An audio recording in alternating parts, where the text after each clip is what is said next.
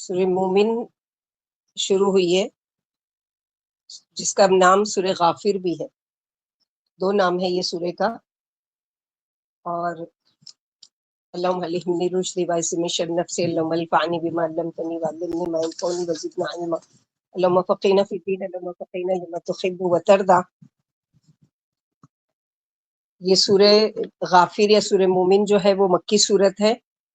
اس میں 9 رکوع ہیں، 85 آیات ہیں اور 1199 کلمات ہیں، اور اس میں 4907 حروف ہیں. سورہ مومن یہ سلسلہ شروع ہو رہا ہے 7 صورتوں کا، جس کو سبع حوامیم بھی کہتے ہیں، یعنی 7 ایسی صورتیں جو حامیم سے شروع ہوتی ہیں.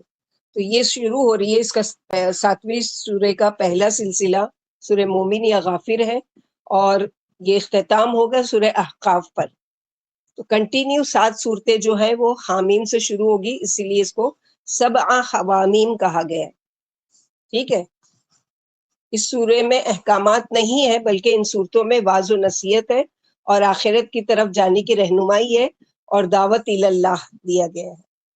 اور آپ لوگوں کے لیے ہوم ورک ہے کہ اس سورے کی آیت نمبر 7، 8 اور 9 بائی ہارٹ کریں گے، اپنی نمازوں میں پڑھنا شروع کریں گے، اور اگلے ہفتے اس کو سنائیں گے مجھے. اور آپ کا جب اورل ہوگا تو اورل میں بھی مجھے سننا ہی ہے. تینوں آیتیں یعنی اتنی اچھی طریقے سے آ جانا چاہیے کہ آپ ڈیلی کوئی نہ کوئی نماز میں اس کو پڑھو گے، کیونکہ 3 آیتیں اسی لیے، اور اس کو کریں گے سب انشاءاللہ. انشاءاللہ جی انشاءاللہ. یہ آیت ہے نا، الذین یحملون العرش ومن حولہ، آیت نمبر 7، 8 اور 9. ابا کون سی بولے، سننے نہیں آیا. ابا کون سی آیت نمبر؟ آیت نمبر 7، 8 اور 9. 8 اور 9. 7، 8، 9 3 آیت. اگلے ہفتے سنانا ہے کیا اورل میں سنانا ہے؟ اگلے ہفتے اس لیے سنانا ہے کہ ابھی یاد کر کے پورے ہفتے میں، اور آپ نماز میں شروع کر دو گے، پھر اورل میں بھی سنیں گے انشاءاللہ. حوامیم کی فضیلت کیا ہے وہ دیکھتے ہیں یہ 7 صورتوں کی. ابن مسعود رضی اللہ عنہ فرماتے ہیں حامیم والی صورتیں قرآن کا دامن ہے. ابن عباس فرماتے ہیں ہر چیز کا مغز و جوہر ہوتا ہے، قرآن کا مغز حامیم والی صورتیں ہیں. مسعر بن قدام کہتے ہیں یہ صورتیں دلہنیں کہلاتی ہیں. عبداللہ رضی اللہ عنہ کہتے ہیں قرآن کی مثال یوں سمجھو جیسے کوئی شخص اپنے اور اپنے بال بچوں کے لیے کسی اچھی جگہ کی تلاش میں ہے، پھر یہ اسی جستجو میں کسی ایسے مقام پر پہنچ جاتا ہے. کیا ہے ابا؟ آواز نہیں آ رہی ہے یا آواز نہیں آ رہی ہے میری؟ ہاں آواز بہت بریک ہو رہی ہے، پتہ نہیں پاس سے نہیں ہو آ رہے رہا ہیں. برابر. ابا 7 سورے کیا ہے؟ ابن مسعود فرماتے ہیں یہ 7 سورے. ابن مسعود فرماتے ہیں حام میم والی صورتیں قرآن کا دامن ہے. آواز کلیئر نہیں آ رہی ہے میری؟ ابن عباس ابا آ فرماتے رہی ہے، ہیں، سلو بولیے. ابن عباس رضی اللہ عنہ فرماتے ہیں ہر چیز کا مغز و جوہر ہوتا ہے، قرآن کا مغز حامیم والی صورتیں ہیں. مسعر بن قدام کہتے ہیں یہ صورتیں دلہنیں کہلاتی ہیں. عبداللہ رضی اللہ عنہ کہتے ہیں قرآن کی مثال یوں سمجھو جیسے کوئی شخص اپنے اور اپنے بال بچوں کے لیے کسی اچھی جگہ کی تلاش میں ہے، پھر یہ اسی جستجو میں کسی ایسے مقام پر پہنچ جاتا ہے جہاں معلوم ہوتا ہے کہ ابھی ابھی بارش ہوئی ہے. پھر یہ کچھ اور آگے بڑھتا ہے تو اسے ایک گلزار پر پربہار نظر آتا ہے. یہ ٹھٹک کر رہ جاتا ہے پہلے جو جگہ دیکھی تھی اس پر تو تعجب تھا ہی اس کو، یعنی اتنی خوبصورت جگہ تھی، اوپر سے بارش بھی، مگر یہ باغ دیکھ کر تو تعجب میں ڈوب جاتا ہے. پھر اسے بتایا جاتا ہے کہ پہلی جگہ قرآن کی عظمت کی مثال ہے، اور یہ باغ و بہار قرآن کی حامیم والی صورتیں ہیں. یعنی ایک خوبصورت باغ کی مثال پورا قرآن، اس میں سے اور بھی خوبصورتی والا باغ جس میں بارش بھی ہو رہی ہے، تو اس کی مثال دی گئی ہے حوامیم یعنی حامیم والی صورتیں. ابن مسعود رضی اللہ عنہ فرماتے جب میں حامیم والی صورتیں شروع کرتا ہوں تو گویا باغوں میں داخل ہو کر ان کی بہاریں لوٹنے لگتا ہوں. ایک شخص نے دیکھا کہ ابو دردہ مسجد بنا رہے ہیں. پوچھا کیا کر رہے ہو؟ بولے حامیم کی برکت سے مسجد بنا رہا ہوں. ہو سکتا ہے یہ وہی مسجد ہو جو ان کے نام سے دمشق کے قلعے میں ان کی اور حامیم کی برکت سے اب تک محفوظ ہے.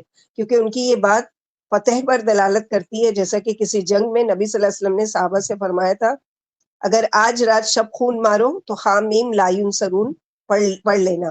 یعنی اگر کسی دشمن کا مقابلہ کرنے کا وقت آ جائے تو یہ پڑھ لینا کہ حامیم لا ینصرون، یعنی حامیم حروف مقطعات لا ینصرون، نہیں وہ کامیاب ہوں گے. تو ہمارے لیے بھی اگر دشمن کا سامنا ہو تو پڑھا جا سکتا ہے، کیونکہ اللہ کے نبی صلی اللہ علیہ وسلم نے یہ یعنی صحابہ کرام کو اس چیز کی یعنی خبر دی تھی. نبی صلی اللہ علیہ وسلم نے فرمایا جس نے آیت الکرسی یا سورہ مومن کی اول آیت پڑھ لی وہ اس دن ہر برائی سے محفوظ رہے گا. تو یہ اس کی فضیلت ہے. اب اس کی آیتیں دیکھتے ہیں کہ حامیم کیا ہے. حامیم جو ہے وہ حروف مقطعات میں سے ہے. آگے چل کے ہم لوگ پڑھیں گے حروف مقطعات کوئی ایک ہے، کوئی دو ہے، کوئی تین ہے. تو یہ جو ہے وہ دو حروف مقطعات کو ملا کر بنا ہوا ہے، اور یہ پورے قرآن کا گویا ایک وہ ہے مجموعہ کہ اسی الفاظ کو جوڑ کر قرآن مجید اللہ سبحانہ و تعالیٰ نے بنایا. اور یہ ایسی نازل کردہ کتاب ہے کہ جس میں اللہ سبحانہ و تعالیٰ نے چیلنج رکھا ہے کہ آج تک کوئی اس کو اس طرح کی کتاب کا یعنی جواب نہیں دے سکا. حامیم تنزیل الکتاب من اللہ العزیز العلیم غافر الذنب وقابل التوب شدید العقاب ذی الطول لا الہ الا هو الیہ المصیر. یہ غالب علم والے اللہ کی طرف سے اتاری ہوئی کتاب ہے جو گناہ بخشنے والے، توبہ قبول کرنے والے، سخت سزا دینے والے اور بڑی نعمتوں والے ہیں. اس کے سوا کوئی معبود نہیں ہے اور اسی کی طرف لوٹ کر جانا ہے. تو اللہ سبحانہ و تعالیٰ کے بہت سارے نام آ رہے ہیں، العزیز، العلیم، غافر اور عقاب، ذی الطول. تو یہ سارے اللہ سبحانہ و تعالیٰ کے نام. اس کتاب کا نزول اللہ کی طرف سے ہے جو زبردست ہے، سب کچھ جاننے والے ہیں. یہاں دو صفات جو ہے زبردست، غالب. اس کا جو بھی فیصلہ ہوتا ہے وہ نافذ ہو کر ہی رہتا ہے، کوئی اس کی پکڑ سے بچ نہیں سکتا، بھاگ نہیں سکتا. العلیم، سب کچھ جاننے والے. یعنی اس کتاب میں جو کچھ اتارا گیا ہے محض قیاس اور گمان کی بات نہیں ہے، قصے کہانیاں نہیں ہیں اس میں، بلکہ علم کی بنیاد پر جو کچھ بھی اتارا گیا ہے اس علم والے کی حقیقت. یعنی آج جیسے جیسے سائنس ترقی کر رہی ہے اور تحقیق ثابت ہو گیا کہ واقعی اللہ ہی العلیم ہے. یعنی آج جتنی بھی چیزوں کو انوینٹ کیا جا رہا ہے اس میں وہ لوگ اس چیز کو وہ حالانکہ اللہ تعالیٰ کو مانتے نہیں ہیں، لیکن یہ ضرور کہتے ہیں کہ کوئی ایسی قدرت ہے جس نے اس چیز کو پیدا کیا، جس نے اس چیز کو بنایا، چاہے کہ وہ اللہ کا انکار کریں. تو غافر الذنب یعنی اللہ سبحانہ و تعالیٰ کے بہت سارے ناموں کا جیسے ذکر آیا ہے قرآن میں، غفار، الغفور، مغفرہ، واسع المغفرہ، تو بہت ساری ہے. تو غفارہ کا معنی کیا ہوتا ہے؟ غفارہ کا معنی ہوتا ہے ڈھانپ لینا، اور غفار کا معنی بہت زیادہ بخشش فرمانے والے. بندوں کے گناہوں کو ڈھانپ دیتے ہیں، ان کی غلطیوں کو چھپا دیتے ہیں، کثرت سے بخشنے والے، دن رات بخشنے والے. یعنی کوئی ایک ٹائم نہیں ہے اللہ سبحانہ و تعالیٰ کے، جیسے کوئی آفس ہے یا کوئی ہاسپٹل ہے یا کوئی وہ ہے، اتنے بجے سے اتنے بجے تک ہی ڈاکٹر ملے گا یا اتنے بجے سے اتنے بجے تک ہی آفس کھلے، نہیں. یعنی دن رات اللہ تعالیٰ پکارتے ہیں بندوں کو، ہے کوئی جو مجھ سے مغفرت مانگے کہ میں اس کو بخش دوں. تو توبہ استغفار کی شرط کے سارے یعنی اس میں یہاں پر ہی بتایا گیا کہ جیسے سورہ بقرہ، آل عمران، وللہ ما فی السماوات والارض. تو اللہ سبحانہ و تعالیٰ کیسے وہ معمولی عمل کون سا ہے جس سے اللہ تعالیٰ بندے کے اگلے پچھلے گناہ معاف کر دیتے ہیں. انسان جب غلطی کرے تو اپنی غلطی پر اڑ نہ جائے، جیسے یونس علیہ السلام کی مثال، جیسے ہی اپنی غلطی کا احساس ہوا تو کیا وہ قبول کیا اللہ کے سامنے، لا الہ الا انت سبحانک انی کنت من الظالمین. یا رب آپ کے سوا کوئی معبود نہیں اور میں نے ہی اپنی جان پر ظلم کیا. اللہ سبحانہ و تعالیٰ اپنے بندوں کے ساتھ اتنے مہربان ہے کہ آخری وقت بھی اگر بندہ پلٹے توبہ کرے اللہ ان کی خطا کو معاف کر دیتے ہیں۔ پلٹنا جو ہے اللہ کی طرف وہ دو طرح کا ہوتا ہے، یعنی نمبر ایک باقاعدہ توبہ کے ساتھ پلٹنا، یعنی کوئی گناہ انسان سے ہو گیا، اب وہ کیا کرتا ہے، باقاعدہ اللہ تعالیٰ کا خیال آیا اور وہ فوراً اللہ کی طرف رجوع کرتا ہے اور پلٹتا ہے۔ دوسرا پلٹنا اللہ کی طرف کیا ہوتا ہے کہ نیک اعمال کرتے جانا، یہ بھی گناہ کی معافی کا ذریعہ ہوتا ہے، یعنی غلطیوں کو چھوڑ دینا اور اچھے کام شروع کر دینا، یہ بھی اللہ کی طرف پلٹنا ہے۔ لیکن اس کا مطلب یہ نہیں کہ جان بوجھ کر غلطیاں کرے کہ اللہ غفور الرحیم ہے، کیونکہ ہمیں نہیں معلوم کہ کون سا عمل ہمارے آخری عمل ہوگا، اور گناہوں کی معافی کا طریقہ کیا ہے کہ رات کو سوتے وقت مثلاً اللہ کا ذکر کرنا، بیماری کی حالت میں اللہ کو یاد کرنا۔ پہلا کیا بولے؟ پہلا ہے پلٹنا دو طرح کا ہے، پہلا یہ کہ باقاعدہ توبہ کے ساتھ اللہ کی طرف پلٹنا، دوسرا پلٹنے کی شکل کیا ہے کہ نیک اعمال کرتے جانا، یہ بھی گناہ کی معافی کا ذریعہ ہے، اور اچھے کام کو شروع کر دینا، یعنی گناہ ہو گیا، گناہ سے توبہ کر دیے، پلٹ گئے اور اچھے نیک کام کرنے کی اللہ سے توفیق مانگی۔ جیسے ہم لوگ دو سجدوں کے بیچ میں پڑھتے ہیں نا، تو اللہم اغفر لی ورحمنی وجبرنی ورزقنی وعافنی وعدنی، یہاں پر یہی بتایا حدیث قدسی میں کسی بندے نے گناہ کیا اور کہا اللہم اغفر لی ذنبی، پھر دوبارہ گناہ ہوا، پھر دعا کی۔ امام نبوی اس بارے میں کہتے ہیں کہ اگر کوئی بندہ دن میں 1000 بار بھی غلطی کرے اور 1000 بار بھی معافی مانگے تو اللہ تعالیٰ اس کے گناہوں کو معاف کر دیتے ہیں، اور لیکن شرط ہے توبہ استغفار کی کہ سارے گناہ کی معافی مانگے، اور اس جو عمل کر رہا تھا جس سے وہ توبہ کر رہا ہے اس کو بالکل چھوڑ دے، اور توبہ صرف اللہ کے ڈر سے ہونی چاہیے، کسی کے لوگوں کے ڈر سے نہیں کہ مجھے میرا نام بدنام ہو رہا ہے یا لوگ مجھے کیا کہیں گے، یہ سوچ کر میں اگر وہ چھوڑ دیتا ہوں تو یہ طریقہ نہیں ہے، بلکہ توبہ کیا ہے، اللہ کے ڈر سے اس گناہ کو چھوڑنا، دنیا میں گناہوں اور برائیوں کو عمدہ طریقے سے ڈھانپنے والے اور آخرت میں عذاب دینے کے بجائے درگزر کرنے والے۔ تو غافر الذنب یعنی جو پہلے گناہ ہو چکے ہیں اس کو معاف کرنے والے، اور وقابل التوب اور آگے گناہ سے بچنے کے لیے توبہ قبول کرنے والے، یعنی آئندہ بھی اگر گناہ ہوں گے تو اللہ سبحانہ وتعالیٰ اس کو بھی معاف کریں گے۔ یعنی الغفار بار بار بڑے بڑے گناہ بخشنے والے، اللہ تعالیٰ کے اسماء الحسنی العفو، الغفور، الغفار ایک جیسے ہی معنی ہے، اور جیسے کہ اللہ سبحانہ وتعالیٰ نے سورہ نوح آیت نمبر فَقُلْتَ اسْتَغْفِرُوا رَبَّكُمْ إِنَّهُ كَانَ غَفَّارًا، اور نوح علیہ السلام نے اپنی قوم سے کہا کہ اپنے رب سے اپنے گناہ بخشواؤ اور معافی مانگو، وہ یقیناً بڑے بخشنے والے ہیں۔ سورہ طٰہٰ وَإِنِّي لَغَفَّارٌ لِمَن تَابَ وَآمَنَ وَعَمِلَ صَالِحًا ثُمَّ اهْتَدَىٰ، بے شک میں ان کو بخش دینے والا ہوں جو توبہ کریں، ایمان لائیں، نیک عمل کریں اور درست بھی رہیں۔ مغفرت الہی کا مستحق بننے کے لیے 4 باتوں پر عمل کرنا ضروری ہے، یعنی اللہ تعالیٰ کی بخشش کو حاصل کرنے کے 4 طریقے کون کون سے ہیں؟ نمبر 1 کفر و شرک اور معاصی سے توبہ، یعنی کفر و شرک، شرک سے توبہ، اور اس سے کفر سے توبہ، شرک سے توبہ، گناہوں سے توبہ۔ نمبر 2 ایمان اور عمل صالح کے ساتھ سیدھے راستے پر چلتے رہنا۔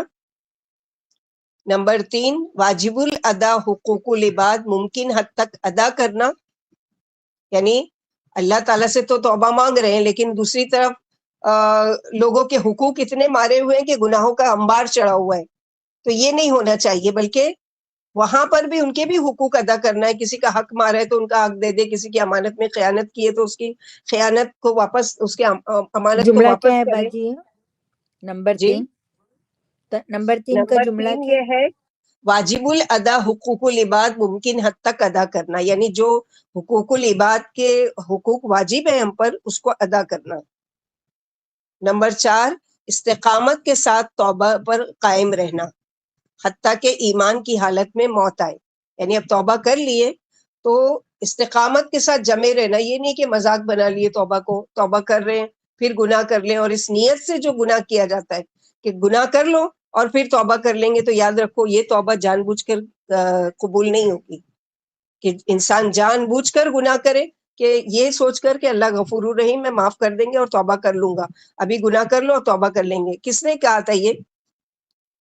پیچھے سورے پڑھ چکے ہیں، کس نے کہا تھا یہ کہ گناہ کر لو اور توبہ کر لیں گے؟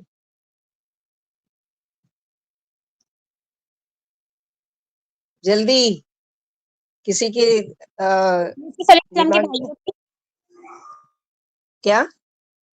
یوسف علیہ السلام کے بھائیوں نے یس، بارک اللہ فیک۔ یوسف علیہ السلام کے بھائیوں نے کیا کہا تھا؟ ان کو کنویں میں ڈال دو اور ان کو قتل کر دو، اور بعد میں ہم کیا کریں گے؟ توبہ کر لیں گے۔ تو ایسی توبہ نہیں، اللہ تعالیٰ جان بوجھ کر یعنی کوئی سوچ سمجھ کر گناہ کرے، اور وہ حالانکہ معافی ہے اللہ تعالیٰ کے یہاں، جیسے معافی مانگی جاتی ہے کہ اللہم اغفر لی ما قدمت وما اخرت وما اسررت، لیکن ایک گناہ ایسا ہے کہ انسان یہ سوچ کر رہا ہے کہ میں پہلے یہ کر لوں اور معافی مانگ لوں گا، یعنی سوچ سمجھ کر وہ کر رہا ہے نا، جان بوجھ کر وہ ایسا کر رہا ہے، تو وہاں پر اللہ تعالیٰ کی صفت کیوں نہیں اس کو یاد رہی؟ اپا یہ چار کس کی ڈیفینیشن ہے؟ کفر و شرک، معاصی سے توبہ، ایمان اور یہ صالح عمل۔ اللہ تعالیٰ کی مغفرت کے مستحق ہونے کی چار صفات، جی اپا۔ مغفرت الہی کا مستحق بننے کے لیے، یعنی اگر ہم چاہتے ہیں کہ اللہ تعالیٰ ہماری مغفرت کرے تو ہمارے اندر یہ چار صفات ہونا چاہیے۔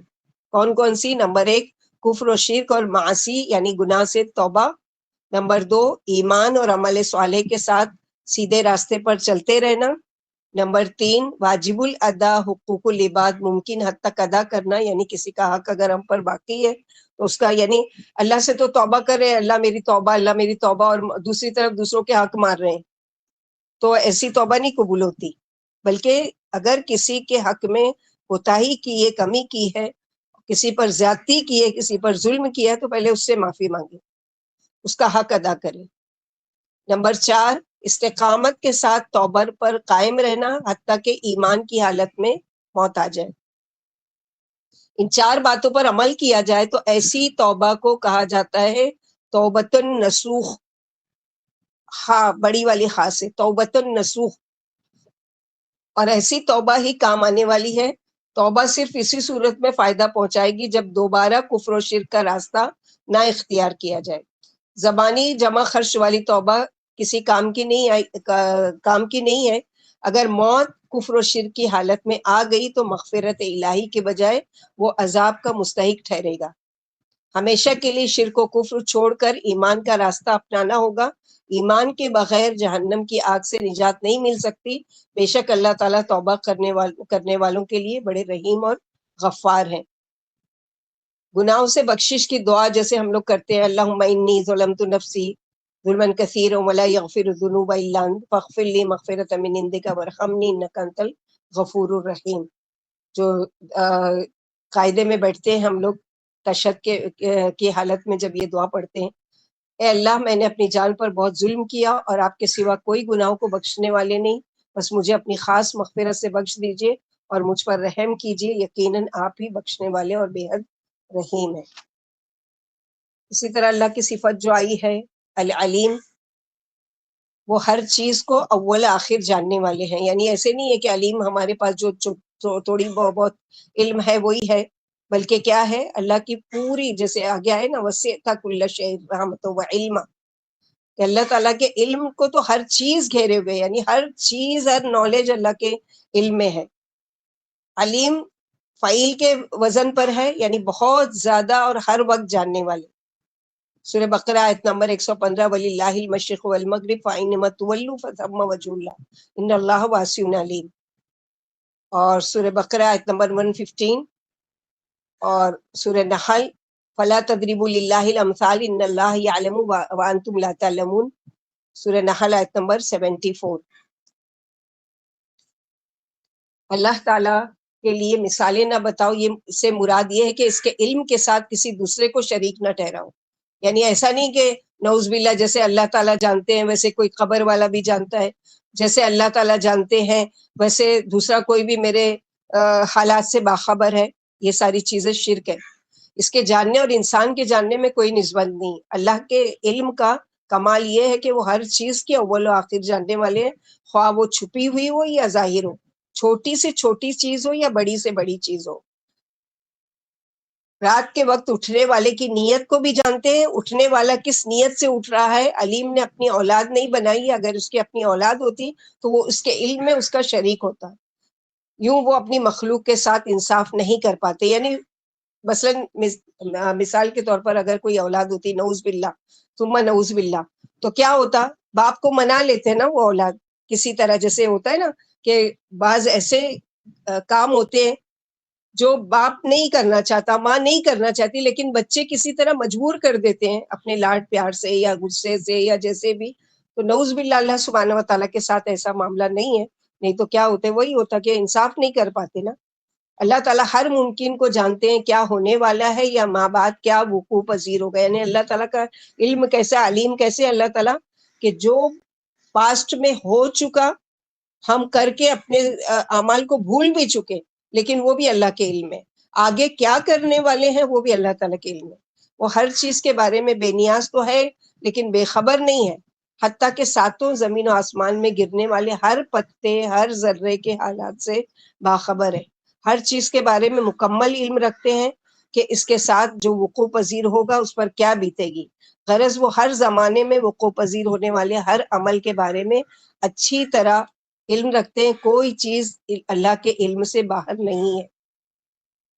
اسی لیے آگے کیا نقصان ہونے والا ہے ہمارا وہ ہم نہیں جانتے، لیکن اللہ سبحانہ و تعالیٰ کو پتا ہے. اس لیے ہم کو صبح شام کے اذکار میں سکھا دیا اللہ تعالیٰ نے کہ تم اگلا آنے والے نقصان سے بچنے کے لیے صبح شام 3 مرتبہ دعا پڑھ لیا کرو. بسم اللہ الذی لا یضر مع اسمہ شیء فی الارض ولا فی السماء وہو السمیع العلیم. اللہ کے نام کے ساتھ جس کے نام کے ساتھ آسمان و زمین میں کوئی چیز نقصان نہیں پہنچا سکتی، اور وہ خوب سننے والے اور خوب جاننے والے. تو یہ اللہ سبحانہ و تعالیٰ کی صفات قرآن میں تو بہت ساری ہے اور بہت ڈیٹیل میں ہے، لیکن چلتے چلتے جو بھی بیچ میں آ رہی ہے تو ہم لوگوں کو جاننا ضروری ہے تاکہ اللہ تعالیٰ کے ہمارے ہم کو پہچان ہو کہ ہمارا رب ہے کتنا زبردست اور قوت والے، اور اس کے مقابلے میں ہماری جرات کہ ہم اس کے لیے نافرمانی کرتے ہیں. یعنی نمازوں کو ڈیلے کر رہے ہیں اور گناہ پر گناہ کر رہے ہیں یا نافرمانی کر رہے ہیں، اور ہم کو فکر بھی نہیں ہے کہ اللہ سبحانہ و تعالیٰ دیکھ رہے ہیں. اللہ تعالیٰ کے علم میں ہے میری معصیت، میرے گناہ، تو ان ساری چیزوں کو. تو یہاں پر جو تعریف کی گئی ہے کہ یعنی یہ کتاب اس اللہ کی طرف سے اتاری گئی ہے جو بڑی عزت و علم والے ہیں. کسی کو اس کے صحن تک آنے کا تصور بھی نہیں ہو سکتا. اس کے علم سے چونٹی بھی پوشیدہ نہیں، خواہ وہ کتنے ہی پردوں میں چھپی ہوئی ہو. اور اللہ تعالیٰ غفور الرحیم، یعنی اللہ توبہ قبول کرنے والے اور جھکنے والے کے ماضی کے گناہ بخشنے والے. وقابل التوب، یعنی جو گناہ ہو چکے ان کی توبہ کو قبول کرنے والے. جیسے سورہ ہجر آیت نمبر 49-50 میں قل یا عبادی الذین، آپ میرے بندوں کو خبر کر دے کہ میں ہی گناہ بخشنے والا اور انتہائی مہربان ہوں، اور میرا ہی عذاب سخت دردناک ہے. قرآن میں اکثر یہ دونوں باتیں ملی جلی آتی ہیں تاکہ انسان کے دل میں امیدوں کے ساتھ ساتھ اللہ کا خوف بھی رہے. یعنی غفار تو ہے ہی ہے، معاف کرنے والے ہے ہی ہے، لیکن علیم بھی ہے، جانتے بھی ہے کہ میرا بندہ کس نیت سے مجھ سے توبہ کر رہا ہے. کیا اس کی نیت ہے کہ ابھی توبہ کر لو، معافی مانگ لو اور پھر کر لیں گے؟ پھر فرمایا اللہ بڑے احسان کرم کرنے والے، یعنی اپنے بندوں سے کثرت سے احسانات سے پیش آتے رہتے ہیں، اور بندے اس کی کسی ایک نعمت کے شکر سے بھی سبکدوش نہیں ہو سکتے. اللہ بہت بہت بھلائی اور خیر و برکت والے ہیں. جیسے کہ سورہ نحل آیت نمبر 18 میں اللہ تعالیٰ نے فرمایا وَإِن تَعُدُّوا نِعْمَتَ اللَّهِ لَا تُحْصُوهَا، اگر تم اللہ کی نعمتیں گننا چاہو تو تم شمار نہیں کر سکتے، تم گن بھی نہیں سکتے. پھر فرمایا اللہ کے سوا کوئی حقدار عبادت نہیں، یعنی اس کی کسی صفت میں بھی اس کا کوئی ثانی نہیں ہے، کوئی نظیر نہیں ہے، لہٰذا اس کے سوا کوئی حقدار الوہیت ربوبیت نہیں، اور سب کو اسی کے پاس لوٹ کر جانا ہے. پھر وہ ہر ایک کو اس کے علموں کے مطابق جزا سزا دیں گے. فرمائے وَهُوَ السَّرِيعُ الْحِسَابُ، سورہ رعد آیت نمبر 43. وہ بہت تیزی سے حساب لینے والے ہیں. ابو اسحاق سبیعی کہتے ہیں کہ ایک شخص نے عمر رضی اللہ عنہ سے کہا کہ میں قتل کر چکا ہوں، کیا میری توبہ قبول ہو جائے گی؟ آپ نے یہی آیت پڑھ کر فرمایا نیک عمل کر اور اللہ کی رحمت سے نا امید نہ ہو۔ اور اسی طرح عمر رضی اللہ عنہ کے زمانے کا ایک واقعہ آتا ہے کہ ایک شخص تھا جو شرابی تھا، شراب پیا کرتا تھا اور اس پر حدیں بھی لگتی تھی، سب کچھ ہے، لیکن وہ باز نہیں آتا تھا اور شہر چھوڑ کر، مدینہ چھوڑ کر کسی اور ملک میں چلا گیا۔ تو جب اس کی عادت کا پتہ چلا عمر رضی اللہ عنہ کو، امیر المومنین ہے، تو وہ اس کو خط لکھ کر بھیجتے ہیں اور اس کو یہی آیت کہ اللہ سبحانہ وتعالیٰ کی صفت کے غافر الذنب وقابل التوب شدید العقاب ذی الطول لا الہ الا هو الیہ المصیر، کہ اپنے گناہوں سے باز آ جاؤ اور اللہ سے توبہ کرو، بے شک اللہ سبحانہ وتعالیٰ گناہوں کو معاف کرنے والے ہیں اور توبہ قبول کرنے والے ہیں۔ جب اس کو وہ اور اس کو یہ جو قاصد تھا، اس کو یہ کہا کہ اس کو جب نشے کی حالت میں نہیں ہوگا تب اس کو یہ خط دینا۔ تو جب وہ نشے کی حالت میں نہیں تھا، جب اس کو یہ خط دیا گیا، اس نے پڑھا اور فوراً جواب کیا لکھا کہ اللہ سے میں نے سچے دل سے توبہ کی، آج سے میں شراب کو ہاتھ بھی نہیں لگاؤں گا، مجھے اپنے رب کی صفت پتہ چل گئی ہے کہ اللہ تعالیٰ میرے گناہوں کو معاف کرنے والے۔ تو غافر الذنب وقابل التوب یعنی گناہوں کو معاف فرمانے والے، بخشش فرمانے والے، یعنی گزشتہ زندگی میں اس کتاب کے پڑھنے سے پہلے جو کچھ ہو چکا اس کو وہ معاف کر دیں گے۔ یعنی پہلے جاہلیت کے زمانے میں جو بھی، چاہے قتل ہو گیا ہے، زنا ہو گیا ہے، لوگوں کے اوپر ظلم ہو گیا ہے، سود کھا لیا ہے، لوگوں کا حق مار لیا ہے، اور جو بھی کیا ہے اللہ تعالیٰ وہ سارے گناہوں کو معاف کر دیں گے۔ وقابل توبی اور توبہ قبول کرنے والے، یعنی آئندہ بھی اگر بھول چوک ہو گئی تو اللہ تعالیٰ اس کو بخشنے والے، معاف کرنے والے ہیں۔ شدید العقاب سخت سزا دینے والے ہیں۔ اللہ کی دو رحم والی صفت اس میں ہے اور ایک صفت سزا والی ہے کہ جان بوجھ کر غلطی مت کرنا۔ اللہ تعالیٰ بالکل توبہ بھی قبول کر لیں گے، بالکل تم کو معاف بھی کر دیں گے، لیکن شدید العقاب بھی ہے۔ جان بوجھ کر غلطی مت کرنا، وہ گناہ کرنا قابل قبول نہیں ہوگا، سخت سزا بھی مل سکتی ہے اس پر۔ ذی الطول فضل والے، طول کہتے ہیں فراخی اور انعام و فضل سے نوازنے والے، یعنی پہلے تو گناہ کو ڈھانپ دیا، معاف کر دیا، بندے کی توبہ قبول کر لی اور وارن بھی کر دیا، پھر سے کرو گے، جان بوجھ کر کرو گے تو پھر معافی نہیں ملے گی۔ اور ذی الطول یعنی فضل والے، فراخی والے، یعنی پورے دل کی گہرائی، یعنی دنیا کا معاملہ کیا ہوتا ہے، اگر مثلاً ہمارے ساتھ کسی کی انبن ہو گئی ہے، لڑائی جھگڑا ہو گیا، جو بھی ہو گیا، اب کوئی وقت آتا ہے ایسا کہ ہمارے دل میں بات آتی ہے یا اس کے دل میں بات آتی ہے کہ نہیں، اللہ کے لیے معاف کرنا چاہیے، مل لینا چاہیے، سلام دعا کر لینا چاہیے، کر تو لیتے ہیں لیکن دل میں کہیں نہ کہیں اس کی وہ چیز باقی رہ جاتی ہے، یعنی دل صاف نہیں ہو پاتا ہے، پھر بھی کہیں نہ کہیں وہ بات رہ جاتی ہے۔ لیکن اللہ سبحانہ وتعالیٰ فراخی والے، یعنی ایسا مٹا دیتے ہیں کہ پھر اس کا نام و نشان بھی نام اعمال میں نہیں رہتے، اور انعام دینے والے اور نعمتیں مزید دینے والے، اپنے فضل و کرم سے نوازنے والے۔ آگے اللہ سبحانہ وتعالیٰ فرمائے لا الہ الا هو الیہ المصیر، نہیں کوئی الہ مگر وہی، الیہ المصیر اسی کی طرف لوٹنا ہے۔ یعنی اگر تم توبہ کرو گے تو بھی اللہ کی طرف پلٹو گے، تم توبہ نہیں کرو گے تو بغیر توبہ کے فوت ہو جاؤ گے گناہوں میں ملوث ہو کر، تو بھی اللہ کی طرف پلٹنا ہے۔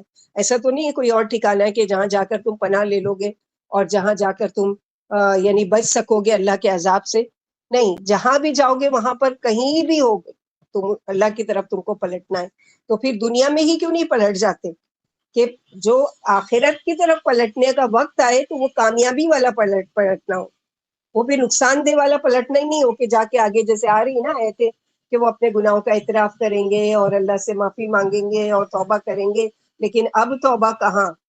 دنیا میں تو اللہ تعالیٰ نے کتنی ساری آیتیں ایسی، آؤ میرے بندو میری طرف، جیسے ہم لوگ پڑھ چکے نا پیچھے سورہ زمر میں شاید، قل یا عبادی الذین اسرفوا علی انفسہم لا تقنطوا من رحمت اللہ، کہہ دیجیے میرے ان بندوں سے جنہوں نے اپنی جانوں پر ظلم کیا کہ اللہ کی رحمت سے مایوس مت ہو، چاہے کہ آسمان سے لے کے زمین تک گناہ لے کر آؤ گے میں بخش دوں گا، لیکن تمہارے اعمال میں اگر شرک ہے اس کی بخشش نہیں ہے جب تک کہ تم سچے دل سے اسے توبہ کر کے پلٹتے نہیں۔ ما یجادل فی آیات اللہ الا الذین کفروا فلا یغررک تقلبهم فی البلاد، اور نہیں جھگڑا کرتے اللہ کی آیات میں مگر وہ لوگ جنہوں نے کفر کیا، یعنی اللہ کی کتاب کے بارے میں بحث کرنا کہ ہم تو یہ بات مان ہی نہیں سکتے، ٹھیک ہے قرآن میں آیا ہے، یہ سب کون کرتا ہے جو ماننا نہیں چاہتا؟ آج بھی کسی کو اگر کہا جائے کہ یہ چیز مان لو، یہ اللہ تعالیٰ نے قرآن میں نازل کیا ہے، تو کیا کہتے ہیں؟ ہاں ٹھیک ہے لیکن ہمارے لیے مشکل ہے کہ ہم اس بات کو مانیں. تو کیا کر رہے ہیں یہ کفر کے ساتھ؟ یعنی کفر دو طرح کا ہوتا ہے نا، ایک کفر ہوتا ہے کہ بالکل سرے سے اللہ تعالیٰ کا انکار کر دینا، اور ایک کفر کیا ہے کہ سب کچھ اللہ معلوم ہے کہ یہ گناہ کا کام ہے اور یہ یعنی نافرمانی ہے، سب کچھ ہے، لیکن پھر بھی وہ چیز کر رہا ہے. تو کیا کر رہا ہے؟ وہ انکار کر رہا ہے اس چیز کا، یعنی اپنی خواہش نفس کو آگے لا رہا ہے اور اللہ تعالیٰ کی باتوں کا انکار کر. ہاں ٹھیک ہے قرآن میں، لیکن میرے لیے بڑا مشکل ہے کہ میں اس پر عمل کروں، یا میرے لیے بڑا مشکل ہے کہ یہ میں مانوں. تو یہ کیا کر رہا ہے؟ تکبر کی وجہ سے اس کا انکار کر رہا ہے. جیسے اللہ کے نبی صلی اللہ علیہ وسلم نے تکبر کی ڈیفینیشن بتائی ہے نا، بطر الحق و غمت الناس. تکبر کیا ہے؟ کہ حق کا انکار کرنا اور لوگوں کو حقیر سمجھنا. تو حق کا انکار کرنے والا بھی کیا ہے؟ متکبر ہے، تکبر کرتا ہے، اور تکبر کی وجہ سے اللہ تعالیٰ سے اس کی دوری ہو جاتی ہے.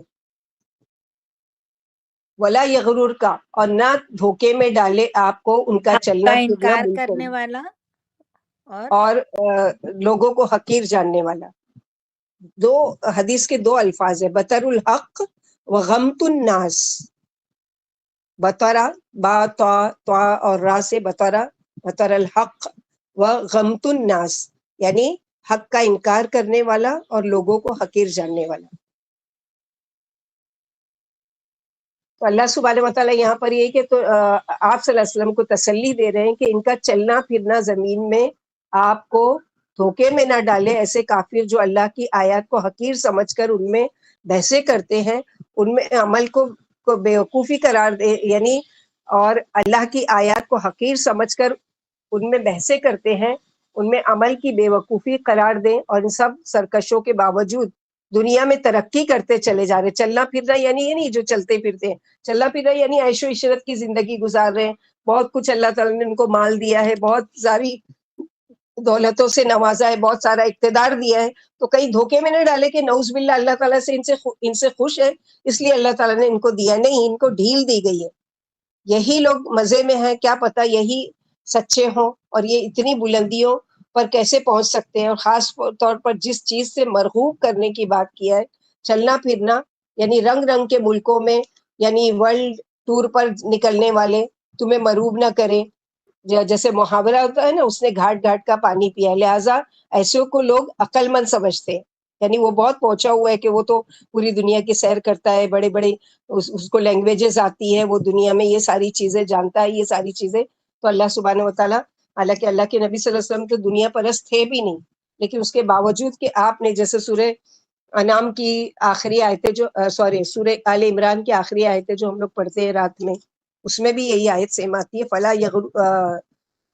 یغرنک، یعنی آپ کو دھوکے میں نہ ڈالے ان کا چلنا پھرنا. تو یعنی حق ظاہر و غالب ہو جانے کے بعد اسے نہ ماننے والے، اس کے خلاف جھگڑنے والے کافر ہی ہوتے ہیں جو اللہ کی آیتوں کا انکار کرتے ہیں، اس کی حجتیں نہیں مانتے. آپ ان کے بڑے بڑے کاروبار سے اور کثرت و دولت و عیش سے دھوکہ نہ کھائیں. آل عمران لا یغرنک تقلب الذین فی البلاد. آپ دنیا میں ان کافروں کے عیش و آرام اور ساز و سامان کو دیکھ کر دھوکہ نہ کھائیں. یہ تھوڑا سا فائدہ ہے، پھر ان کا ٹھکانہ جہنم ہے جو بدترین ٹھکانہ ہے. نمتعہم قلیلا، سورہ لقمان آیت نمبر 24. ہم انہیں تھوڑا سا فائدہ اٹھانے دیں گے، پھر سخت عذاب کی طرف مجبور کر دیں گے. یہاں پر دراصل کیا ہے، نبی صلی اللہ علیہ وسلم کو تسلی دی جا رہی ہے، ان کی دلجوئی کی جا رہی کہ اگر آپ کو آپ کی قوم جھٹلاتی ہے تو آپ اپنے دل پر میل نہ لائیں. یہ دستور پہلے ہی سے قوموں میں چلا آیا ہے، یعنی پہلے بھی اس طرح کا ہوتا رہا ہے کہ لوگوں نے کذبت قبلہم قوم نوح والاحزاب من بعدہم وہمت کل امت برسولہم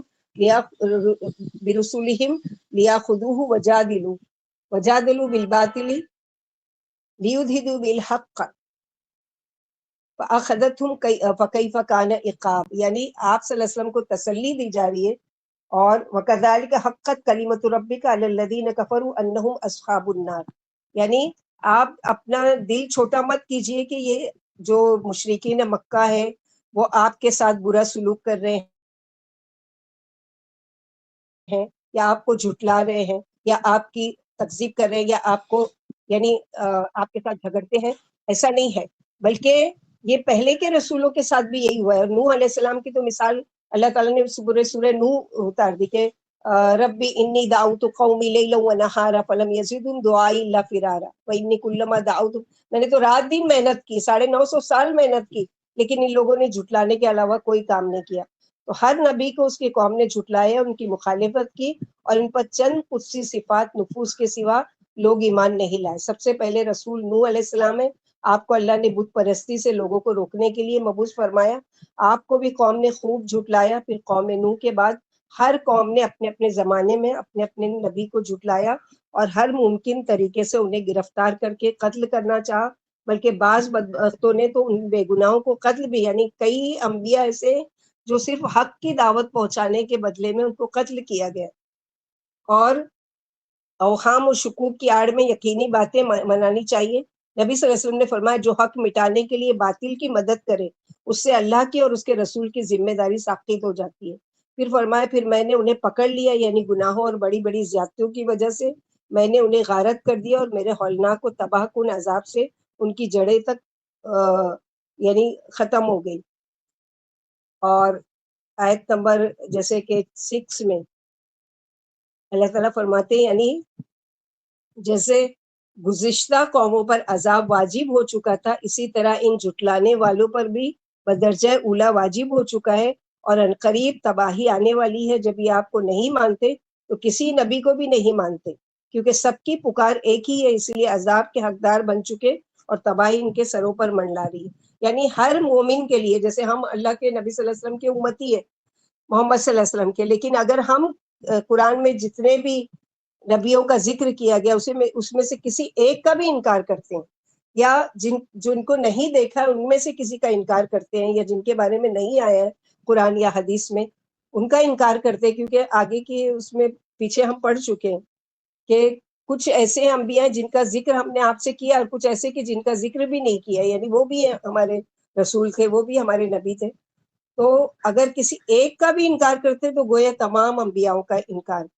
تو یہاں پر کیا ہے کہ ایسا نہیں ہے کہ انہوں نے اپنے وقت کے انبیاءوں کو مانا اور آج آپ کو نہیں مان رہے، نہیں، جو جھٹلانے والے تھے ان لوگوں نے ہمیشہ سے ہی یہی سرکشی کی ہے۔ آگے پھر مشرکین مکہ کے بعد کچھ اچھی صفات، خوبصورت آیتیں، اور یاد کرنا ہے آپ لوگوں کو، اور نماز میں اس کو لازم کر لینا ہے کیونکہ چھوٹی ہے، کوئی زیادہ نہیں ہے۔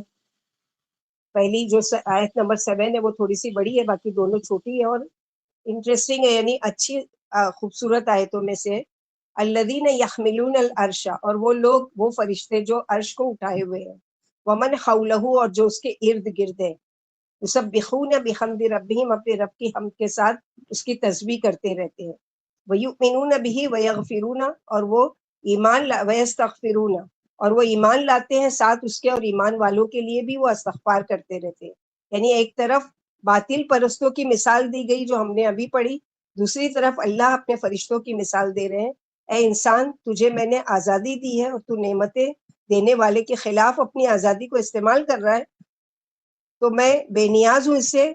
وہ دیکھو وہ بہت سے فرشتے ہیں جو رب کے عرش کے آس پاس اس کی تسبیح کرتے رہتے ہیں، اللہ کی پاکی بیان کرتے رہتے ہیں۔ ایمان والوں سے ان کو ہمدردی ہے جو عرش کے آس پاس آپ کے لیے بخشش کی دعائیں ان کے لیے کرتے ہیں۔ جب آپ اللہ کے راستے میں نکلتے ہیں تو وہ دعائیں کرتے ہیں، جیسے کہ ہم لوگ بھی کسی سے ملتے ہیں تو کہتے ہیں نا کہ ہمارے لیے دعا کرنا، تو وہ بغیر ہمارے کہے ہمارے لیے دعا کر رہے ہوتے ہیں، اور نہ صرف وہ کر رہے ہوتے بلکہ ان کے آس پاس۔ اور اس کے علاوہ کیا ہے،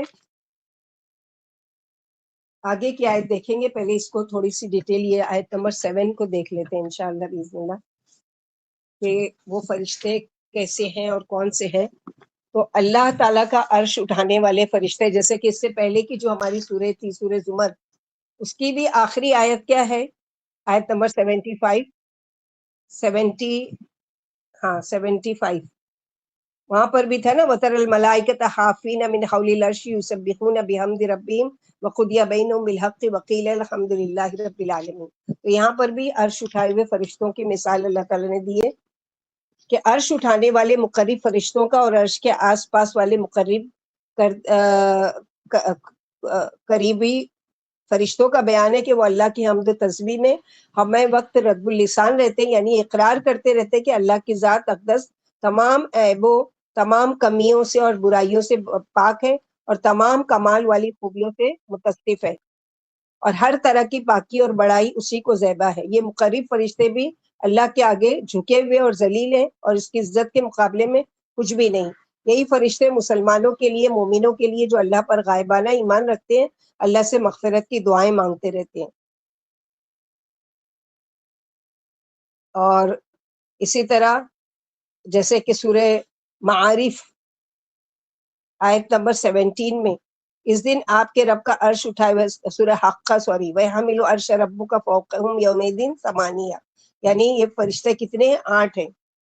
تو دیکھتے ہیں ان کی کیا اور بھی صفات ہیں کہ سورہ یہاں حقہ کی آیت نمبر، ایک منٹ، سورہ حقہ کی آیت نمبر 17، وہاں پر ذکر ہے کہ یہ فرشتے جو ہیں وہ کتنے ہیں؟ 8 ہیں۔ تو یہاں ایمان والوں کو خوشخبری دی جا رہی ہے کہ ان کے لیے فرشتے دعا کرتے ہیں۔ آسمانوں کے فرشتے تو عظیم ہیں ہی، مگر اس سے بھی اوپر، سب سے اوپر جو ہے وہ اللہ کے عرش کو اٹھانے والے فرشتے ہیں۔ یعنی اللہ کے سب سے زیادہ قریب کون سے فرشتے ہیں؟ وہ جو اللہ تعالیٰ کا عرش اٹھائے ہوئے ہیں۔ تو دنیا میں بھی وہ ایمان والوں کے دوست اور آخرت میں بھی ہیں۔ جیسے سورہ فصلت آیت نمبر 31 میں اللہ تعالیٰ فرماتے ہیں کہ وہ فرشتے کہتے ہیں نحن اولیاؤکم فی الحیات الدنیا وفی الآخرہ، کہ تم غم مت کرو، ہم تمہارے دوست ہیں دنیا میں بھی اور آخرت میں بھی۔ حالانکہ وہ ہمیں نظر نہیں آتے، مگر وہ اپنا کام کر رہے ہیں۔ ایک طرف رب کی حمد و ثنا کرتے ہیں اور دوسری طرف رب کے محبوب بندوں کے لیے دعائیں کرتے ہیں۔ مثال کے طور پر اگر ہماری زندگی میں کوئی تکلیف، پریشانی، مصیبت آ جاتی ہے تو ہمارے دوست، رشتہ دار، ماں باپ کہتے ہیں کہ فکر مت کرو، ہم سب تمہارے لیے دعائیں کر رہے ہیں، تو کتنی دل کو تسلی ملتی ہے نا، کہ میرے لیے دعا کی جا رہی ہے، اور اللہ تعالیٰ سے امید کے ساتھ کی جا رہی ہے کہ انشاءاللہ اللہ تعالیٰ میرے حق میں اس کو قبول کریں گے۔ اور کہاں یہ کہ اللہ کے پاکیزہ مخلوق ہمارے لیے دعا کر رہے ہیں۔ اللہ کا عرش کیسا ہے کہ سب سے وسیع، سب سے بلند، سب سے خوبصورت، اور سب سے زیادہ اللہ تعالیٰ کے نزدیک جو زمین و آسمان کی کرسی پر سب پر چھایا ہوا ہے۔ اور جن فرشتوں کو اللہ تعالیٰ نے عرش اٹھانے پر مقرر کیا ہوا ہے وہ بھی مخلوقات میں سب سے بڑے ہیں، اور ان کی تعداد 8 ہے، سورہ حقہ آیت نمبر 17، اور وہ سب سے زیادہ طاقتور ہے۔ مخلوق میں سب سے زیادہ طاقتور کس کو؟ اللہ تعالیٰ، کیونکہ ظاہر ہے عرش اتنا بڑا، اس پر اللہ سبحانہ وتعالیٰ عرش کے اوپر مستوی، تو سوچو کتنا عظیم اور کتنا بڑا ہوگا، اور اتنی قوت والی چیز کو اٹھانے کے لیے قوی فرشتے۔ ایک روایت کے مطابق اللہ تعالیٰ نے عرش کو باقی مخلوقات کے مقابلے میں پہلے پیدا کیا، جیسے کہ نبی صلی اللہ علیہ وسلم نے فرمایا مجھے اجازت دی گئی ہے کہ میں اللہ کے عرش کے اٹھانے والے فرشتوں سے کسی ایک کے بارے میں کچھ بیان کروں۔ بے شک ایک فرشتے کے کانوں کی لو سے کندھے تک کا فاصلہ 700 سال کی مسافت جتنا ہے۔ اپنا کان پکڑو اور اپنا کندھا دیکھو کتنا ہے، مشکل سے ایک بلز بھی، ایک جو ہاتھ ہمارا ہے اتنا بھی نہیں ہوگا، اور ان کا کتنا ہے؟ کان کی لو سے لے کے کندھے تک کا 700 ایئر چل کر جائیں گے، اتنا بڑا۔ تو سوچو ان کی ہائٹ کیا ہوگی، اور ان کے پھر جسم کتنا بڑا ہوگا، اور وہ بھی ایک نہیں اٹھائے ہوئے ہیں، اتنے بڑے بڑے 8 فرشتے۔ ومن حولہ، اور وہ فرشتے بھی جو عرش کے آس پاس ہیں، یہ سب اپنے رب کی حمد کے ساتھ تسبیح کرتے ہیں۔ خسان بن عطیہ کہتے ہیں حامل عرش 8 فرشتے ہیں، وہ ایک دوسرے کو اچھے اور نرم آواز کے ساتھ جواب دیتے ہیں۔ اتنے بڑے ہیں اور کیسی نرمی، یعنی اتنے ہیوج ہیں، اتنے بڑے ہیں اور ان کے اندر نرمی کتنی ہے کہ نرمی سے ایک دوسرے سے باتیں کرتے ہیں۔ ان کے اور ان کی تسبیح کیا ہے، یعنی 4 کہتے ہیں، بعض روایتوں سے معلوم ہوتا ہے کہ اب بھی عرش اٹھانے والے فرشتے 8 ہیں، جیسے کہ شہر بن حوشب کا قول ہے کہ 4 کی تسبیح، یعنی وہ 8 میں سے 4 کی تسبیح کیا ہے کہ سبحانک اللہم و بحمدک لک الحمد علی علمک بعد خلمک، اے اللہ آپ پاک ہیں، آپ ہی کی تعریفیں ہیں اور بردباری کے بعد آپ ہی کے علم کی بڑائیاں ہیں، اور باقی کے 4 جو عرش اٹھائے ہوئے فرشتے ہیں ان کی تسبیح کیا ہے، سبحانک اللہم و بحمدک لک الحمد علی عفوک بعد قدرتک، اے اللہ قدرت کے بعد معافی پر آپ ہی کی تعریفیں ہیں۔ اسی لیے جب یہ مسلمانوں کے لیے دعائے مغفرت کرتے ہیں تو کہتے ہیں کہ آپ کی رحمت ان کی خطاؤں سے کہیں زیادہ ہے، اور آپ کا علم ان کے تمام افعال و اقوال اور حرکات و سکنات کو گھیرے ہوئے ہے، لہٰذا وہ اگر توبہ کر کے آپ کی طرف رجوع کر لیں اور گناہوں سے رک کر بھلائیاں کرنے لگیں تو ان کے گناہوں سے درگزر فرمانا اور انہیں جہنم کے عذاب سے جو سخت دردناک ہے بچا لینا۔ تو یہ دعا کرتے ہیں اللہ سبحانہ و تعالیٰ۔ باجی پہلا ہے سبحانک اللہم ربنا لک الحمد، اس کے آگے علی علمک بعد خلمک، علی علمک بعد خلمک، حلمک، ہاں بردباری اور آپ کے علم، ہاں اور دوسرا ہے ہاں سبحانک اللہم و بحمدک لک الحمد علی عفوک، عفو و درگزر جو بولتے ہیں نا، علی جی عفوک بعد قدرتک۔ جی باجی یؤمنون بہ، اللہ پر ایمان رکھتے ہیں اور ایمان والوں کے لیے استغفار کرتے رہتے ہیں۔ جنہوں نے شرک اور بدعت سے توبہ کر کے اسلام میں داخل ہوئے ان کے لیے خاص دعا کرتے ہیں، اور جہنم کے عذاب سے ان کے بچا لینے کی دعا کرتے ہیں۔ یہ سب اللہ تعالیٰ کی توفیق سے ہی کرتے ہیں۔ اب ہم لوگ دیکھتے ہیں کہ وہ کون سے خوش قسمت لوگ ہیں جن کے لیے فرشتے اللہ سے دعائیں کرتے ہیں۔ اللہ کرے کہ ہم میں یہ ساری اچھی عادتیں آ جائیں کہ اللہ تعالیٰ یعنی ہماری بھی، ہم بھی دعا ان فرشتوں کی دعاؤں کے مستحق ہوں۔ تو نمبر 1، جب بندہ نماز پڑھ کر اسی جگہ جا نماز پر وضو کی حالت میں بیٹھ کر اللہ کا ذکر کرتا رہتا ہے، جب تک وہ اٹھتا نہیں ہے جا نماز سے اس کے لیے فرشتے دعا کرتے رہتے ہیں، اللہم اغفر لہ ورحمہ، اللہم اغفر لہ ورحمہ۔ اب سوچو اگر آپ آدھا گھنٹہ بیٹھتے ہو تو کتنی مرتبہ یہ کلمات ہو جاتے ہوں گے، کتنی مرتبہ، اور فرشتوں کی تو دعا ایسی ہے کہ رد ہو ہی نہیں سکتی۔ تو کیا دعا کرتے ہیں، اللہم اغفر لہ ورحمہ، اللہ اس کو بخش دو، اس پر رحم کیجیے، اللہ اس کو بخش دیجیے، اس پر رحم کیجیے۔ دوسرا، وہ خوش قسمت انسان ہے جو اپنے بھائی کے لیے غائبانہ دعا کرتا ہے۔ بتائیں، تو ہمیشہ اپنی دعا کے ساتھ، یا رب مثلا یہ کہ مجھے بیماری ہے، اللہ تعالیٰ میری طرح جتنے بھی بیمار ہیں اللہ ان سب کو شفا کاملہ دو۔ اب اس پر کیا فرشتے نے کیا کہا، آمین، اللہ تعالیٰ اس کے لیے بھی ایسا ہی ہو، یعنی جس کے لیے بھی اس نے مانگا اللہ تعالیٰ اس کے لیے اس کو بھی ایسی شفا دے دیجیے۔ تو جیسے روایت میں کہ رسول اللہ صلی اللہ علیہ وسلم نے فرمایا کسی مسلمان کی اپنے مسلمان بھائی کے لیے غائبانہ دعا قبول ہوتی ہے، اور اس کے پاس ایک فرشتہ مقرر ہوتا ہے جو اس کی دعا پر آمین کہتا ہے اور کہتا ہے اللہ تجھے بھی ویسی ہی بھلائی عطا کرے جیسا تو اپنے بھائی کے لیے۔ تو کوئی بھی چیز جو بھی مانگنا ہے نا اپنے لیے، اور ہم چاہتے ہیں کہ وہ جلدی ملے، تو اس کا نسخہ یہ ہے کہ وہ چیز دوسروں کے لیے مانگ لیجیے۔ مثلا یہ کہ کسی بچی کی شادی نہیں، اللہ تعالیٰ جتنی کنواری بچیاں بیٹھی ہیں ان سب کی شادیاں ہو جائیں، ان سب کے نکاح کا انتظام کرا دیجیے۔ اسی طرح مال نہیں، اللہ تعالیٰ میں تنگ دست ہوں، محتاج ہوں، اللہ تعالیٰ جتنے بھی ایسے تنگ دست پریشان حال ہے اللہ سب کی پریشانیوں کو دور کیجیے، اور ان کے لیے کشادہ اور حلال روزی کا انتظام کیجیے۔ تو فرشتے اس پر آمین کہیں گے اور کہیں گے اللہ اس کے لیے بھی۔ تیسرا، وہ خوش قسمت شخص ہے جو کسی مریض کی عیادت کے لیے جاتا ہے اور فرشتے اس کے لیے مغفرت کی دعا کرتے ہیں۔ نبی صلی اللہ علیہ وسلم نے فرمایا، علی رضی اللہ تعالیٰ عنہ کے راوی ہے، جو مسلمان کسی مسلمان بھائی کے لیے صبح کے وقت جاتا ہے شام تک 70,000 فرشتے اس کے لیے مغفرت کی دعا کرتے ہیں، اور جو شام کو جاتا ہے تو صبح تک فرشتے اس کے لیے دعائیں مغفرت کرتے رہتے ہیں۔ تو یاد رکھیں، اگر کسی مریض کو ہم دیکھنے جا رہے ہیں، چاہے وہ میرا پڑوسی ہے، چاہے وہ میرا رشتے دار ہے، چاہے میرا دور کا جاننے والا ہے، چاہے میرے دوستوں میں سے کوئی بھی ہے، اس نیت سے جائے کہ فرشتے میرے لیے مغفرت کی دعا کریں گے. اس نیت سے نہیں وہ میرے وہاں آئی تھی، اگر میں نہیں جاؤں گی تو اس کو برا لگے گا، کیا سوچے گی وہ کہ دیکھو مجھے، میں بیمار پڑی مجھے دیکھنے میں. نہیں، یہ بدلے کی نیت سے نہیں جانا ہے. نیت کو انما الاعمال بالنیات، نیت کو درست کرنا. اگر ہم چاہتے ہیں کہ فرشتے ہمارے لیے دعا کریں تو کسی بھی مریض کو، چاہے کہ آپ نہیں جا سک رہے ہیں، آپ فون پر اس کو خیر خیریت پوچھ رہے ہیں، تو آپ تب بھی عیادت مریض میں ہی ہے. ضروری نہیں ہے کہ آپ چل کر ہاسپٹل جائیں.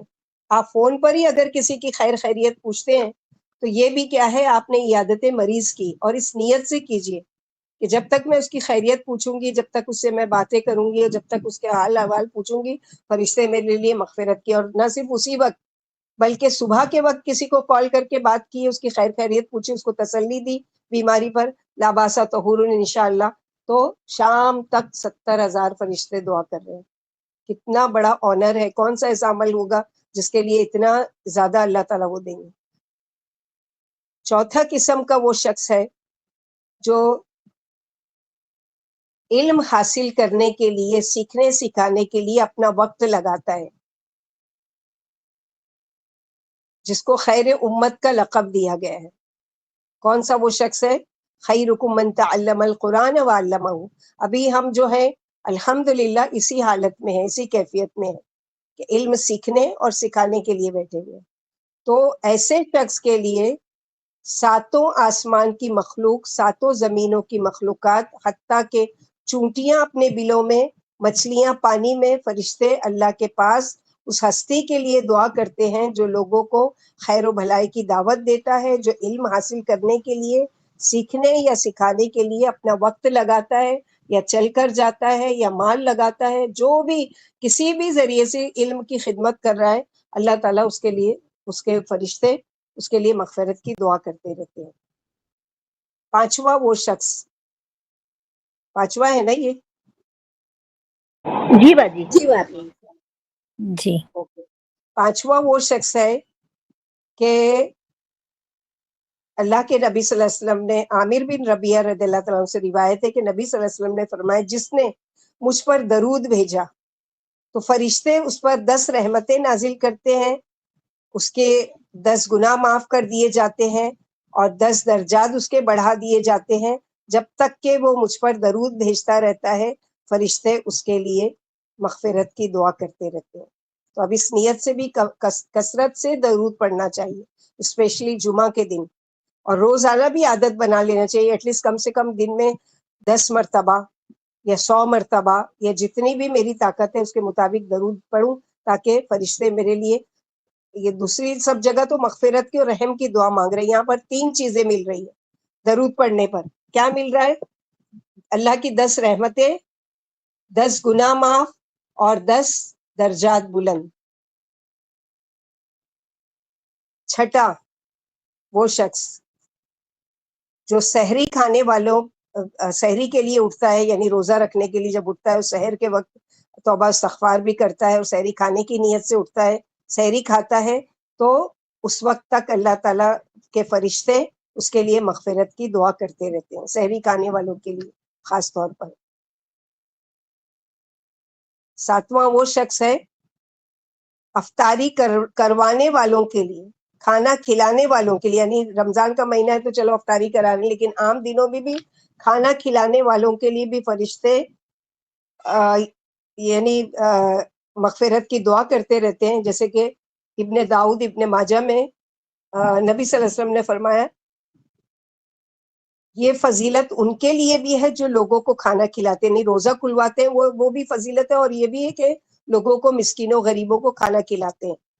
عبداللہ بن ابن مسعود رضی اللہ عنہ اپنے استاد کے لیے درخت پر چڑھے مسواک توڑنے کے لیے. ان کی پنڈلیاں بہت پتلی تھی، جس کو دیکھ کر صحابہ کرام مسکرا دیے. یعنی اتنے پتلے دبلے کہ ان کی پنڈلیاں تک نظر آ رہی ہیں. آپ صلی اللہ علیہ وسلم نے دیکھ لیا کہ یہ لوگ کیوں مسکرائے. اللہ کے رسول صلی اللہ علیہ وسلم نے فرمایا، ان کی پتلی پنڈلیوں کو دیکھ کر مسکرا رہے ہو؟ اس ذات کی قسم جس کے قبضے میں میری جان ہے، قیامت کے دن ہوگا تو میزان جب قیامت کا دن ہوگا تو میزان میں ان کی یہ دونوں پنڈلیاں احد پہاڑ سے بھی زیادہ وزنی ثابت ہوگی. کیسے وزنی ثابت ہوگی؟ کیونکہ ان پنڈلیوں کے ذریعے وہ کبھی حرام کام کی طرف رجوع نہیں کرتے تھے اور فرشتے ان کے لیے مغفرت کی دعا کرتے ہیں. تو یہ اور بھی بہت سارے لوگ وہ ہیں، لیکن فی الحال اتنے کے اس میں سے، اور اس میں سے دیکھ لیجئے کہ جو بھی 6 اور 7 چیزیں ہم لوگوں نے پڑھی ہے اس میں سے کوئی بھی ایسی چیز نہیں ہے کہ جو ہمارے لیے مشکل ہے کوئی چیز.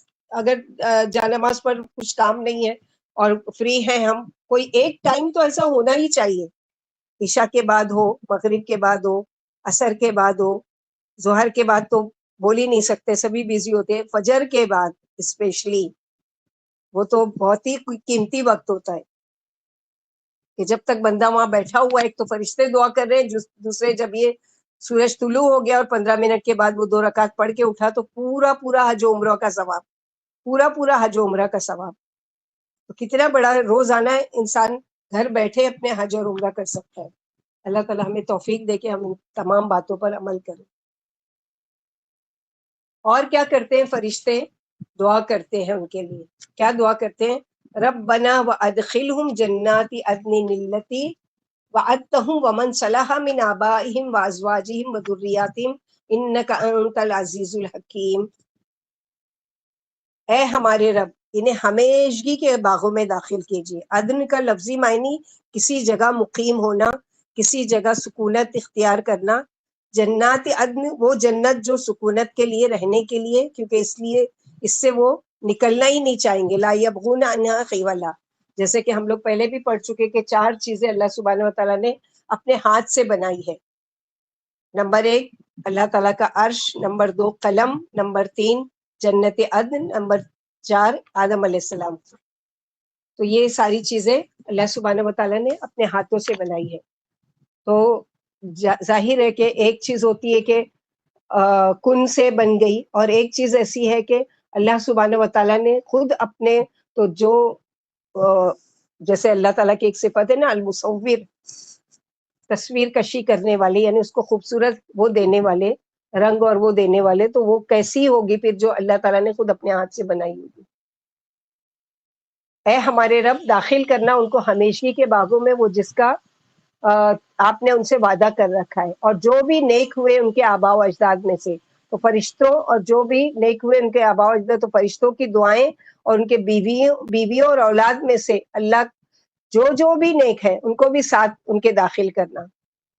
یعنی باپ اور گھر والوں کا ساتھ میں جنت میں داخل ہونے کی شرط کیا ہے؟ کہ ان کا بھی نیک ہونا شرط ہے. انکا انت العزیز الحکیم، بے شک آپ ہی زبردست حکمت والے ہیں. تو یہاں پر یہ دیکھتے ہیں کہ ومن صلح آبائہم، نہ صرف نیک ایمان والے بلکہ ان کے والدین، بیوی یا شوہر اور ان کے بچے، سب کے لیے دعا. یہ پڑھتے ہوئے ایک بات کا خیال مجھے آیا کہ مثلا کوئی ہمیں شادی کی یا کسی بھی چیز کی دعوت دیتے ہیں اور صرف کہتے ہیں کہ آپ اپنے شوہر کے ساتھ آ جائیں، تو دل تھوڑا سا گلٹی فیل محسوس کرتا ہے نا کہ اچھا بچے بھی اگر یہ بھی ساتھ چلتے. تو اسی طرح کوئی دعوت دیتے ہوئے کہے کہ آپ بھی آنا، بچوں کو بھی لانا، یو اینڈ یور فیملی، تو جنت یعنی کتنا دل خوش ہوتا ہے نا کہ اچھا ہم سب جائیں گے. تو جنت بغیر اپنے گھر والوں کے کیسی لگے گی؟ وہاں تو ان کی یاد تو آئے گی، جیسے سورہ زمر میں بھی پڑھ چکے کہ جنت والا جنت میں جانے کے بعد اپنے دوست کو یاد کرے گا. تو دوست کو یاد کرے گا تو اپنی فیملی کو بھی یاد کرے گا. جیسے مثلا یہ دیکھتے ہیں حدیث میں اللہ سبحانہ وتعالیٰ نے اس کے بارے میں کیا فرمایا کہ یعنی اللہ انہیں ایک جگہ جنت میں جمع فرما دیں گے تاکہ قریب محلوں میں جمع ہو کر ان کی آنکھیں ٹھنڈی ہوں اور دل خوش ہو. سورۃ طور آیت نمبر 21 میں والذین آمنوا واتبعتہم، جو مومن ہیں اور ان کی اولاد ایمان میں ان کی پیروکار ہے، ہم ان کی اولاد کو ان سے ملا دیں گے اور ان کے عملوں میں سے کچھ بھی کم نہیں کریں گے. یعنی سب کو ایک مرتبے میں برابر کر دیں گے. یہ نہیں ہوگا کہ عالی کا مرتبہ گھٹا کر نیچے لے آئیں گے، بلکہ نیچے والے کا مرتبہ بلند کر کے عالی کے مرتبے میں لے آئیں گے، اور یہ ان پر ہمارا فضل اور احسان ہوگا.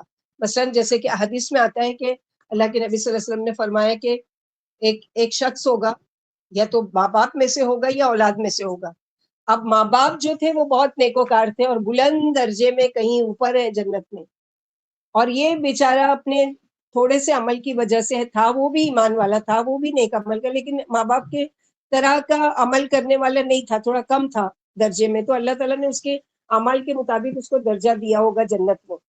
اب یہ خواہش کرے گا، یا رب میرا دل چاہ رہا ہے، کیونکہ وہاں پر ایسی کہ ماں تشتہی، جنت میں جو بھی خواہش کریں گے سب پوری کریں گے اللہ تعالیٰ، کوئی ایسی خواہش نہیں ہوگی کہ جو پوری نہیں ہوگی۔ دنیا کا تو حال یہ کہ ہزاروں خواہشیں ایسی کہ ہر خواہش پہ دم نکلے، بہت نکلے میرے ارمان لیکن پھر بھی کم نکلے، یہی شکایت رہتی نا، میرا یہ نہیں ہوا، مجھے یہ نہیں ملا، مجھے وہ نہیں ہوا، وہاں پر نہیں، ہر خواہش پوری ہوگی۔ یہاں تک کہ کوئی اگر یہ خواہش کرے گا، جیسے وہ دنیا میں کسان تھا، اب اس کا دل چاہے گا، باغوں میں ہے، محلات میں ہے، اور جنت کے میوے لوٹ رہا ہے سب کچھ، لیکن اس کو دنیا کی جو اس کی عادت تھی نا، وہ عادت، مثلا یہ کہ کہیں جاتے، اب وہ لاکھ وہ خادم لگے ہوئے ہیں اور وہ سب نوکر چاکر آگے پیچھے سب کچھ ہے، لیکن دل چاہتا ہے نا اپنے ہاتھ سے کچھ پکا کے کھانے کا، کچھ اپنے کرنے کا، کیونکہ وہ عادت میں سے ہے۔ تو ایسے ہی وہاں پر بھی اس کا دل چاہے گا کہ میں کوئی، یا اللہ مجھے، میرا دل چاہ رہا ہے میں یہاں بھی کھیتی باڑی کروں، کیونکہ مجھے عادت تھی دنیا میں کھیتی باڑی کرنے کی، کسان کی خواہش۔ تو اللہ سبحانہ و تعالیٰ کہیں گے جاؤ اپنا یہ شوق پورا کر لیں۔ وہ جائے گا، بیج بوئے گا، ابھی بیج بو کر ہٹا بھی نہیں ہوگا کہ وہ پورا درخت بن کر نکل جائے گا، پورا اس کی فصل پک کر تیار ہو جائے گی۔ تو ایسی خواہش ہے۔ تو وہاں پر بھی ایسی، اب وہ نیچے ہے درجے میں، اولاد ہے یا ماں باپ ہے، اور اس کی خواہش ہو رہی ہے میرے ماں باپ سے مجھے ملنا ہے، یا ماں باپ کا دل چاہ رہا ہے میری اولاد سے مجھے ملنا ہے۔ اللہ تعالیٰ کیا یہ نہیں کہیں گے کہ اچھا رکو ان کو بلاتے ہیں نیچے، کیونکہ تمہاری یہ وہ نہیں ہے کہ حیثیت نہیں ہے، یا تمہارے ایسے اعمال نہیں کہ میں تم کو اتنے اوپر بھیجوں، نہیں۔ وہاں جب وہ جائے گا اور جا کر دیکھے گا اپنے ماں باپ کا یا اپنی اولاد کا عیش و عشرت، تو اس کی خواہش ہوگی یا رب کاش کہ مجھے یہ جنت ملتی، کاش کہ میں یہاں پر ان کے ساتھ ہوتا۔ اللہ تعالیٰ کہیں گے کہ تمہارے لیے وہی ہے جو تم نے خواہش کی، یعنی ان کے ساتھ رہو۔ یعنی ہمارا یہ قانون نہیں ہے کہ اوپر والے کو نیچے بھیجے، ہاں نیچے والے کو اوپر کر سکتے ہیں۔ تو اللہ کرے کہ انشاءاللہ ہماری ذریت، ہماری اولاد، ہمارے ازواج، ہمارے ماں باپ، اللہ کرے انشاءاللہ ایسے ہوں کہ ہم سب ایک خوبصورت جنت میں ہوں، ایک ساتھ ہوں۔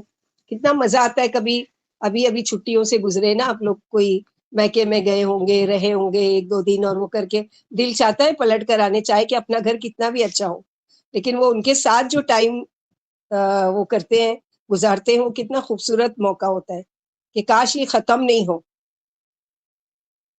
تو وہاں جو ہے وہ خواہش ایسی ہے کہ وہاں تو کوئی چیز نہ، یہاں پر تو اگر 8 لوگ 4 لوگ بھی آ جائے تو پکا کے کھلانا ہے، نہیں تو آرڈر کرنا ہے، نہیں تو یہ کرنا ہے، وہاں تو یہ سب چیز کی بھی فکر نہیں ہوگی۔ اللہ تعالیٰ ہمیں ایسی جنت میں داخل کر، اور ہمیں فرشتوں کی ایسی دعاؤں میں کو حاصل کرنے والا بنائے یا رب، آمین یا رب العالمین۔ لیکن شرط کیا ہے؟ شرط کیا ہے؟ ومن صلحا، جو صالح تھے، اور اسٹیپ بائی اسٹیپ، یعنی پہلے کس کا ذکر کیا؟ ماں باپ کا، پھر ازواج کا، پھر اولاد کا، کیونکہ انسان جب پیدا ہوتا ہے تو سب سے پہلے اس کے سامنے کون ہوتا ہے؟ اس کے ماں باپ۔ پہلے بیوی نہیں آتی ہے، پہلے بچے نہیں آ جاتے، سب سے پہلے کون ہوتے ہیں؟ ماں باپ۔ اسی لیے اللہ تعالیٰ نے قرآن میں بار بار سب سے پہلے اپنے حق کے بعد ذکر کیا ہے والدین کا۔ تو جنت میں اکیلے نہیں رہنا ہے، بلکہ ان کے گھر والوں سے ملا دیا جائے گا۔ سورہ طور 21، سورہ رعد 23 سیم آیت ہے۔ اور کیا دعا کرتے ہیں ان کے لیے؟ وقیہم السیئات ومن تق السیئات یومئذ فقد رحمتہ وذالک هو الفوز العظیم۔ تو اللہ تعالیٰ سے اور کیا دعا کر رہے ہیں کہ اللہ تعالیٰ اور بچا ان کو برائیوں سے، ان نیک بندوں کو پھسلنے نہیں دینا۔ دوسرا معنی کیا ہے؟ برائیوں کی سزا سے بچا لینا۔ تیسرا معنی کیا ہے؟ کہ دنیا میں، قبر میں، آخرت میں ہر وہ عذاب جو ان کے حق میں برا ہو اس سے بچا لینا۔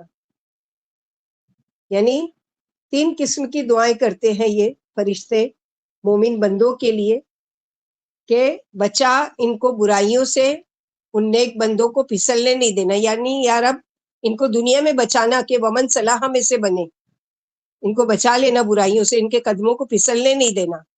دوسری دعا کیا ہے، دوسرا معنی کیا ہے اس آیت کا، کہ ان کو برائیوں کی سزا سے بچا لینا، یعنی برائی ہو جائے تو معاف کر دینا اور سزا مت دینا، بچا لینا ان کو۔ تیسرا معنی کیا ہے کہ دنیا میں بھی، قبر میں بھی، آخرت میں بھی ہر وہ عذاب جو ان کے حق میں برا ہو اس سے بھی بچا لینا۔ کتنی خوبصورت یہ چیزیں، اسی لیے آپ لوگوں کو کہا گیا ہے کہ میں بھی یاد کروں گی، آپ لوگ بھی یاد کیجئے انشاءاللہ۔ تو وقیہم السیئات نہ صرف جنت میں داخلے کی دعا، بلکہ اگر ان سے دنیا میں جان بوجھ کر انجانے میں بھول چوک کی یعنی نادانی میں جو بھی گناہ ہو جائے اس کی وجہ سے پکڑ نہیں کرنا، اللہ تعالیٰ معاف کر دینا، سزا سے بچا لینا، گناہوں کو نہ دکھانا کہ شرمندگی، یعنی بچا بھی لینا، اور ان کو قیامت کے دن ان کے گناہوں کو سامنے نہیں لانا کہ جس کو دیکھ دیکھ کر ان کو شرمندگی ہوگی سب کے سامنے۔ تو یہ بھی اللہ کی بہت بڑی رحمت ہے۔ جیسے باجی اس کی سورہ کی شروع کی آیتیں بھی غافر ذنب و قابل توبہ والے بھی یاد کرنے کا؟ نہیں 7 8 9 اچھا آپ نے کس سے 2 پوائنٹ میں برائی کی سزا سے بچایا، دنیا اور آخرت میں بچایا؟ پہلا کیا بولے تھے آپ، کس سے بچا لینا؟ ایک منٹ، پہلا یہ ہے کہ ان کو یعنی نیک بندوں کو برائیوں میں پھسلنے نہیں دینا، یعنی بچا ان کو برائیوں سے، ان کے قدموں کو پھسلنے نہیں دینا دنیا میں، یعنی اس طرح برائیوں سے بچانا۔ دوسری معنی کیا ہے کہ برائی اگر ہو جائے تو ان کو اس کی سزا سے بچا لینا۔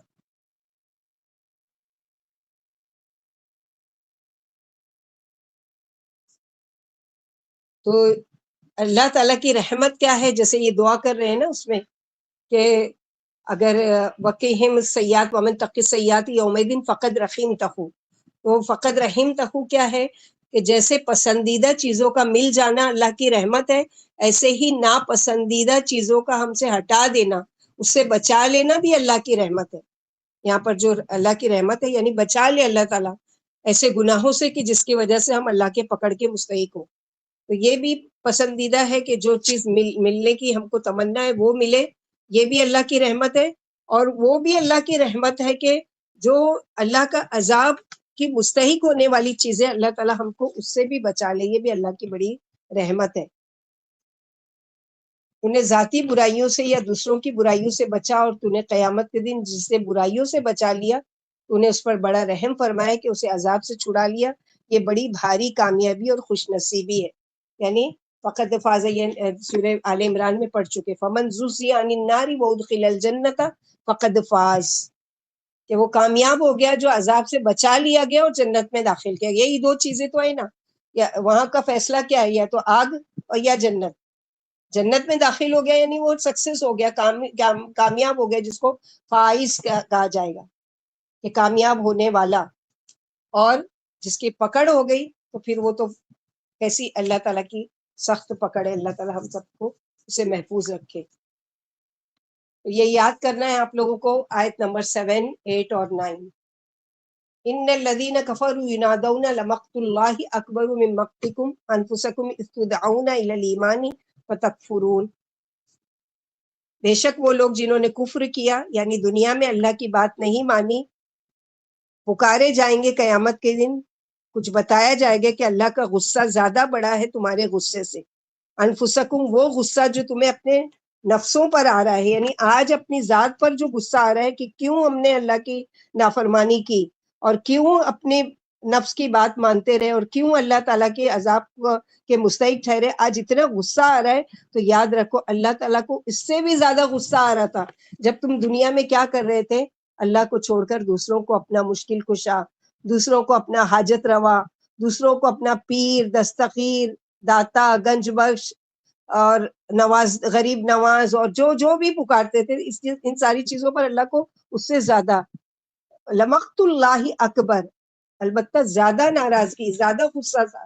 استدعون الی الایمان فتکفرون، جب تم بلائے جاتے تھے ایمان کی طرف تم کفر کر دیتے تھے، اس وقت جب اللہ تعالیٰ کو غصہ آتا تھا تمہارے انکار پر۔ آج جو تم کو انجام دیکھ لینے پر غصہ آ رہا ہے یہ تو کچھ بھی نہیں ہے، اس سے زیادہ بڑا غصہ تو اللہ کو اس وقت آتا تھا جب تم اس کی بات نہیں مانتے تھے۔ اور کیا کہیں گے؟ قالوا ربنا امتنا اثنتین واحییتنا اثنتین فاعترفنا بذنوبنا فهل الى خروج من سبیل. وہ کہیں گے اے ہمارے رب آپ نے موت دی ہم کو دو بار اور زندگی دی 2 بار. سورہ بقرہ میں پڑھ چکے. وکنتم امواتا فاحیاکم ثم یمیتکم ثم یحییکم ثم الیہ ترجعون. تو پہلی موت ماں کے پیٹ میں آنے سے پہلے کی حالت، یعنی دنیا میں آنے سے پہلے کیا تھے؟ ہم سب مٹی کی حالت میں تھے. روح تو ہم سب کی ہزاروں لاکھوں سال پہلے پیدا ہو چکی تھی عالم ارواح میں، لیکن وہ روح کیسی تھی؟ موت کی حالت میں. پھر اللہ تعالیٰ نے کیا کیا؟ دنیا میں بھیجا. پھر دنیا میں جو زندگی دی، اب اس کے بعد کیا ہے؟ عالم میں برزخ میں چلے جائیں گے. وہ کیا ہوگی؟ دوسری موت ہوگی. پھر قیامت کے دن جو اٹھائے جائیں گے وہ حالت ہوگی دوسری، یعنی 2 زندگی 2 موت کی. تو یہاں پر اب اس کا وہ اعتراف کر رہے ہیں. پھر ہم نے اعتراف کر لیا اپنے گناہوں کا. فَهَلْ إِلَىٰ خُرُوجٍ مِّن سَبِيلٍ. اب ہم اپنی غلطیوں کا اعتراف کر رہے ہیں، تو کیا کوئی راستہ ہے یہاں سے نکلنے کا؟ یعنی جہنم میں ڈال دیے گئے اپنے گناہوں کے سبب، اپنی نادانیوں کے سبب، کیا اب کوئی راستہ ہے یہاں سے نکلنے کا؟ اللہ تعالیٰ کیا کہیں گے؟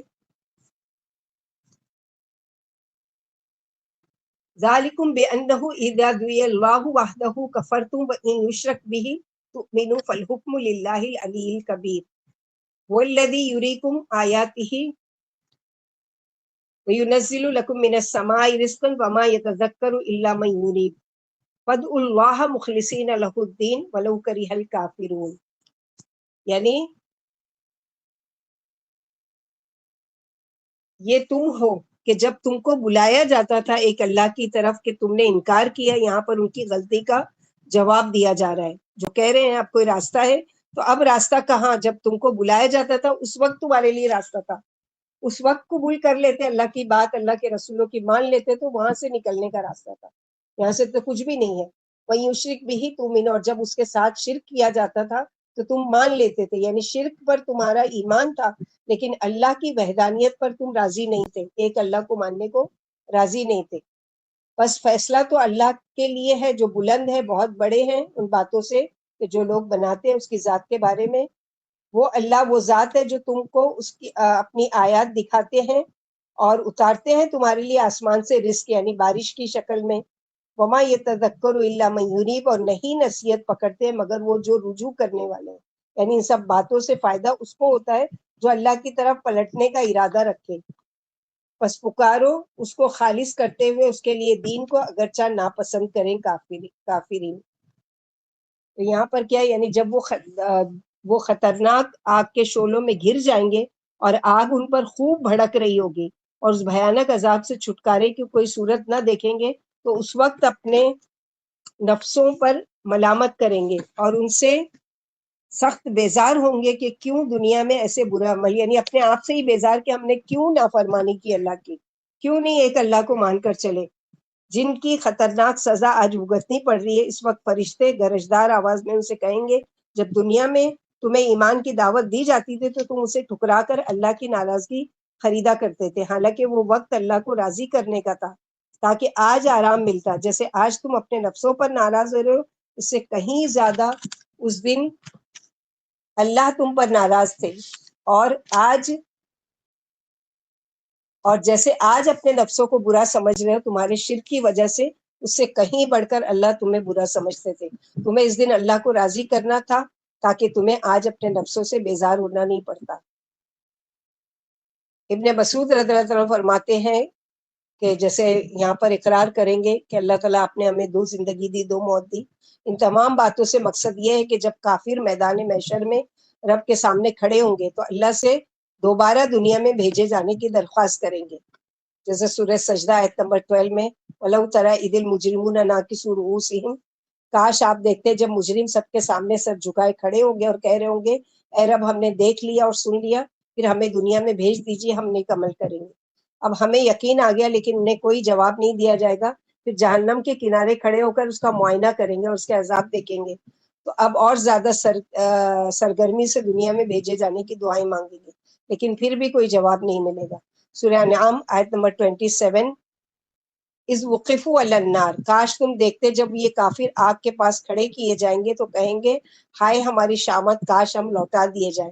اب ہم اپنے رب کی آیتیں نہیں جھٹلائیں گے اور ایمان لے آئیں گے، بلکہ ان کے لیے وہ چیز ظاہر ہوگی جسے یہ پہلے سے چھپایا کرتے تھے۔ اگر یہ لوٹا دیے جائیں تو پھر وہی کریں گے جن سے روک دیے جائیں گے، یہ بالکل جھوٹے ہیں۔ پھر جہنم میں داخل ہونے کے بعد اس کی جلن اور سوزش اور اس کے ہتھوڑے کھانے اور طوق و سلاسل پہننے کے بعد بہت ہی بلک بلک کر دنیا میں لوٹائے جانے کی دعا مانگیں گے۔ سورہ فاطر آیت نمبر 37، وَهُمْ يَسْتَرِخُونَ فِيهَا، یہ جہنم میں چیخ چیخ کر اور رو رو کر کہیں گے اے ہمارے رب، ہمیں یہاں سے نکال دیجیے، ہم دنیا میں ان عملوں کے خلاف جنہیں کیا کرتے تھے نیک عمل کریں گے۔ کیا ہم نے تمہیں اتنی عمر نہیں دی تھی جس میں نصیحت ماننے والا نصیحت مان سکتا تھا اور تمہارے پاس ڈرانے والا نہیں آیا تھا؟ اب مزہ چکھو، ظالموں کا کوئی مددگار نہیں۔ سورہ مومنون آیت نمبر 107 108 میں آئے گا ربنا اخرجنا منہا، اے ہمارے رب ہمیں یہاں سے نکال، اگر ہم پھر بھی یہی کریں تو یقیناً ہم ظالم ہیں۔ حکم ہوگا اسی میں ذلیل ہو کر رہو، مجھ سے بات بھی مت کرو۔ یہاں سوال میں زیادہ تاکید نہیں ہے، اور سوال سے پہلے بطور تمہید کے اللہ کی قدرت کی ہماگیری کا اقرار ہے کہ اللہ جلیل الشان قدرت والے ہیں، کیونکہ آپ نے عدم سے وجود بخشا ہم کو، پھر موت دی، پھر زندہ کر دیا، لہٰذا آپ ہر چیز پر قادر ہیں۔ ہمیں اپنے گناہوں کا اقرار ہے اور اس کا بھی کہ ہم دنیاوی زندگی میں ظالم تھے۔ براہ کرم ہماری دعا قبول فرما کر ہمیں پھر دنیا میں بھیج دیجیے، کیونکہ اس پر آپ قادر ہیں۔ یقیناً ہم برے عملوں سے بچ کر اچھے عمل کریں گے، اگر ہم پھر بھی ناکارہ عمل کریں تو بے شک ہم ظالم ہیں، تو جو چاہے ہم کو سزا دینا۔ اب انہیں جواب ملے گا کہ دنیا میں بھیجے جانے کی کوئی صورت نہیں ہے، کیونکہ تمہاری طبیعتوں میں قبول حق کی صلاحیت ہی نہیں ہے، بلکہ تمہاری سرشت میں ہی حق کو ٹھکرانا اور اکڑ کر چلنا تھا۔ اب ہمارے وہاں سوال یہ پیدا ہوتا ہے کہ اللہ تعالیٰ اتنے غفور الرحیم ہے اور اتنا بخشنے والے ہیں اور اتنا توبہ کو قبول کرنے والے ہیں، تو کیا وجہ ہے کہ یہ لوگ اتنا گڑ گڑا رہے ہیں اور اللہ کو ان پر رحم نہیں آ رہا ہے؟ تو اللہ سبحانہ و تعالیٰ کو رحم کیوں نہیں آ رہا ہے؟ کیونکہ اللہ سبحانہ و تعالیٰ کو ان کی حالت کا اچھی طریقے سے پتہ ہے کہ اگر ہم، جیسے دوسری جگہ اللہ تعالیٰ کہ اگر ہم ان کو دوبارہ بھیج بھی دیں، حالانکہ ہم ایسا کرنے والے نہیں ہیں، لیکن ہم ان کی حالت کو جانتے، یہ دوبارہ جانے کے بعد پھر وہی کریں گے اور پھر ویسے ہی عمل کریں گے، تو یہ ان کی توبہ بھی جھوٹی ہے، ان کا اقرار و اعتراف کرنا بھی جھوٹا، اور یہ ہے پورے کے پورے جھوٹے۔ یہ جھوٹے تھے جبھی تو جھوٹے معبودوں کی دنیا میں عبادت کیا کرتے تھے نا۔ سچے حق جس کا تھا اللہ تعالیٰ کا کہ اللہ کی عبادت کرتے، اللہ کو چھوڑ کر یہ دوسروں کو پکارا کرتے تھے، تو یہ وہاں پر دوبارہ اول تو قانون ہے ہی نہیں کہ وہ بھیجے جائیں، لیکن اگر بھیجے بھی جائیں تو یہ پھر دوبارہ وہی حرکت کریں گے، اس لیے اللہ تعالیٰ کو ان پر رحم نہیں آ رہا، اور اس طرح اللہ تعالیٰ ان کو نہیں۔ واللہ عالم بالصواب، اللہ تعالیٰ کی مصلحت، اللہ تعالیٰ کی حکمت، اللہ تعالیٰ کی صفت اللہ تعالیٰ بہتر جانتے ہیں۔ رفیع الدرجات ذو العرش یلقی الروح من امرہ علی من یشاء من عبادہ لینذر یوم الطلاق، بلند درجے والے فرشتے اور عرش والے ڈالتے ہیں روح کو، یعنی وحی کو روح کیوں؟ علم انسان کے لیے زندگی کی ایک علامت ہے، یعنی جس کو علم حاصل ہو گیا، دراصل کیا ہے، اور علم بھی صحیح علم، دنیا کا وہ علم اور نالج نہیں جس کی وجہ سے تم لاکھوں میں کروڑوں میں سیلری ملے اور کماؤ، نہیں، اصل علم کیا ہے کہ جس سے تمہاری روح جو مردہ ہو چکی ہے وہ زندہ ہو جائے۔ تو یہاں پر یلقی روح یعنی ڈالتے ہیں روح کو من امرہ اس کے حکم سے، علی من یشاء من عبادہ جس پر وہ خود چاہتے ہیں، یعنی پیغمبروں کا انتخاب اس نے اپنی مرضی سے کیا ہے۔ اور کیوں بھیجا پیغمبروں کو؟ لینذر یوم الطلاق، تاکہ ڈرائیں ملاقات کے دن سے۔ قیامت کے دن کا ایک نام کیا ہے؟ طلاق۔ طلاق تو وہ والا طلاق نہیں، علیحدہ ہو جانا، یہ طلاق تا سے ہے، یعنی ملاقات کا دن، کیونکہ اس دن انسان اللہ سے ملاقات کرے گا۔ 3 معنی ہے اس کے، بلکہ 4 معنی ہے۔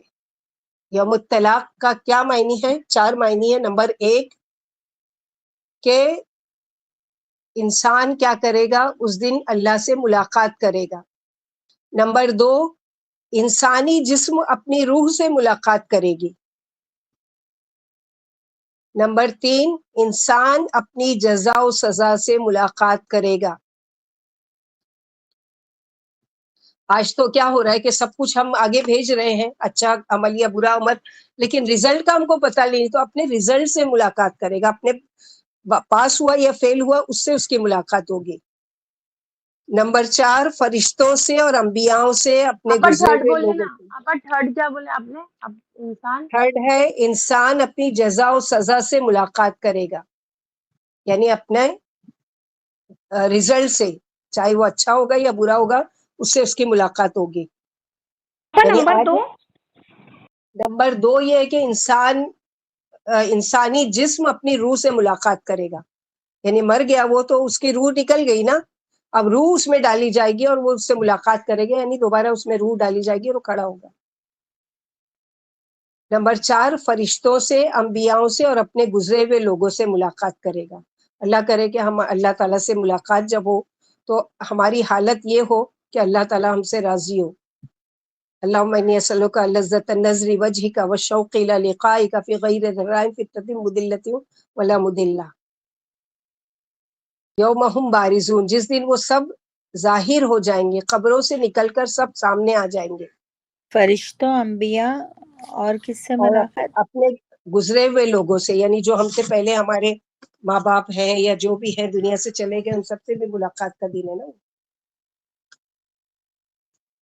تو یہاں پر اللہ کی عظمت و کبریائی کا اور اس کے ارتفاع کا بیان ہے کہ عرش تمام مخلوق سے اونچا اور بمنزلہ چھت کے ہے، فرمایا من اللہ ذی المعارج، سورہ معارج آیت نمبر 3، وہ عذاب اللہ کی طرف سے جو سیڑھیوں والے اور جس کی طرف فرشتے اور روحیں چڑھتی ہیں، ایسے دن ہوگا جس کی مقدار 50,000 سال کی۔ پھر فرمایا وہ اپنے بندوں میں سے جس پر چاہے روح الامین اتارتے ہیں، جیسے سورہ نحل آیت نمبر 2 میں ینزل الملائکۃ بالروح، وہ فرشتوں کو وحی کے ساتھ اپنے حکم سے اپنے بندوں میں سے جس پر چاہتے اتار دیتے ہیں کہ لوگوں کو ہوشیار کر دو کہ میرے سوا کوئی معبود نہیں، لہٰذا مجھے سے ڈرتے رہو۔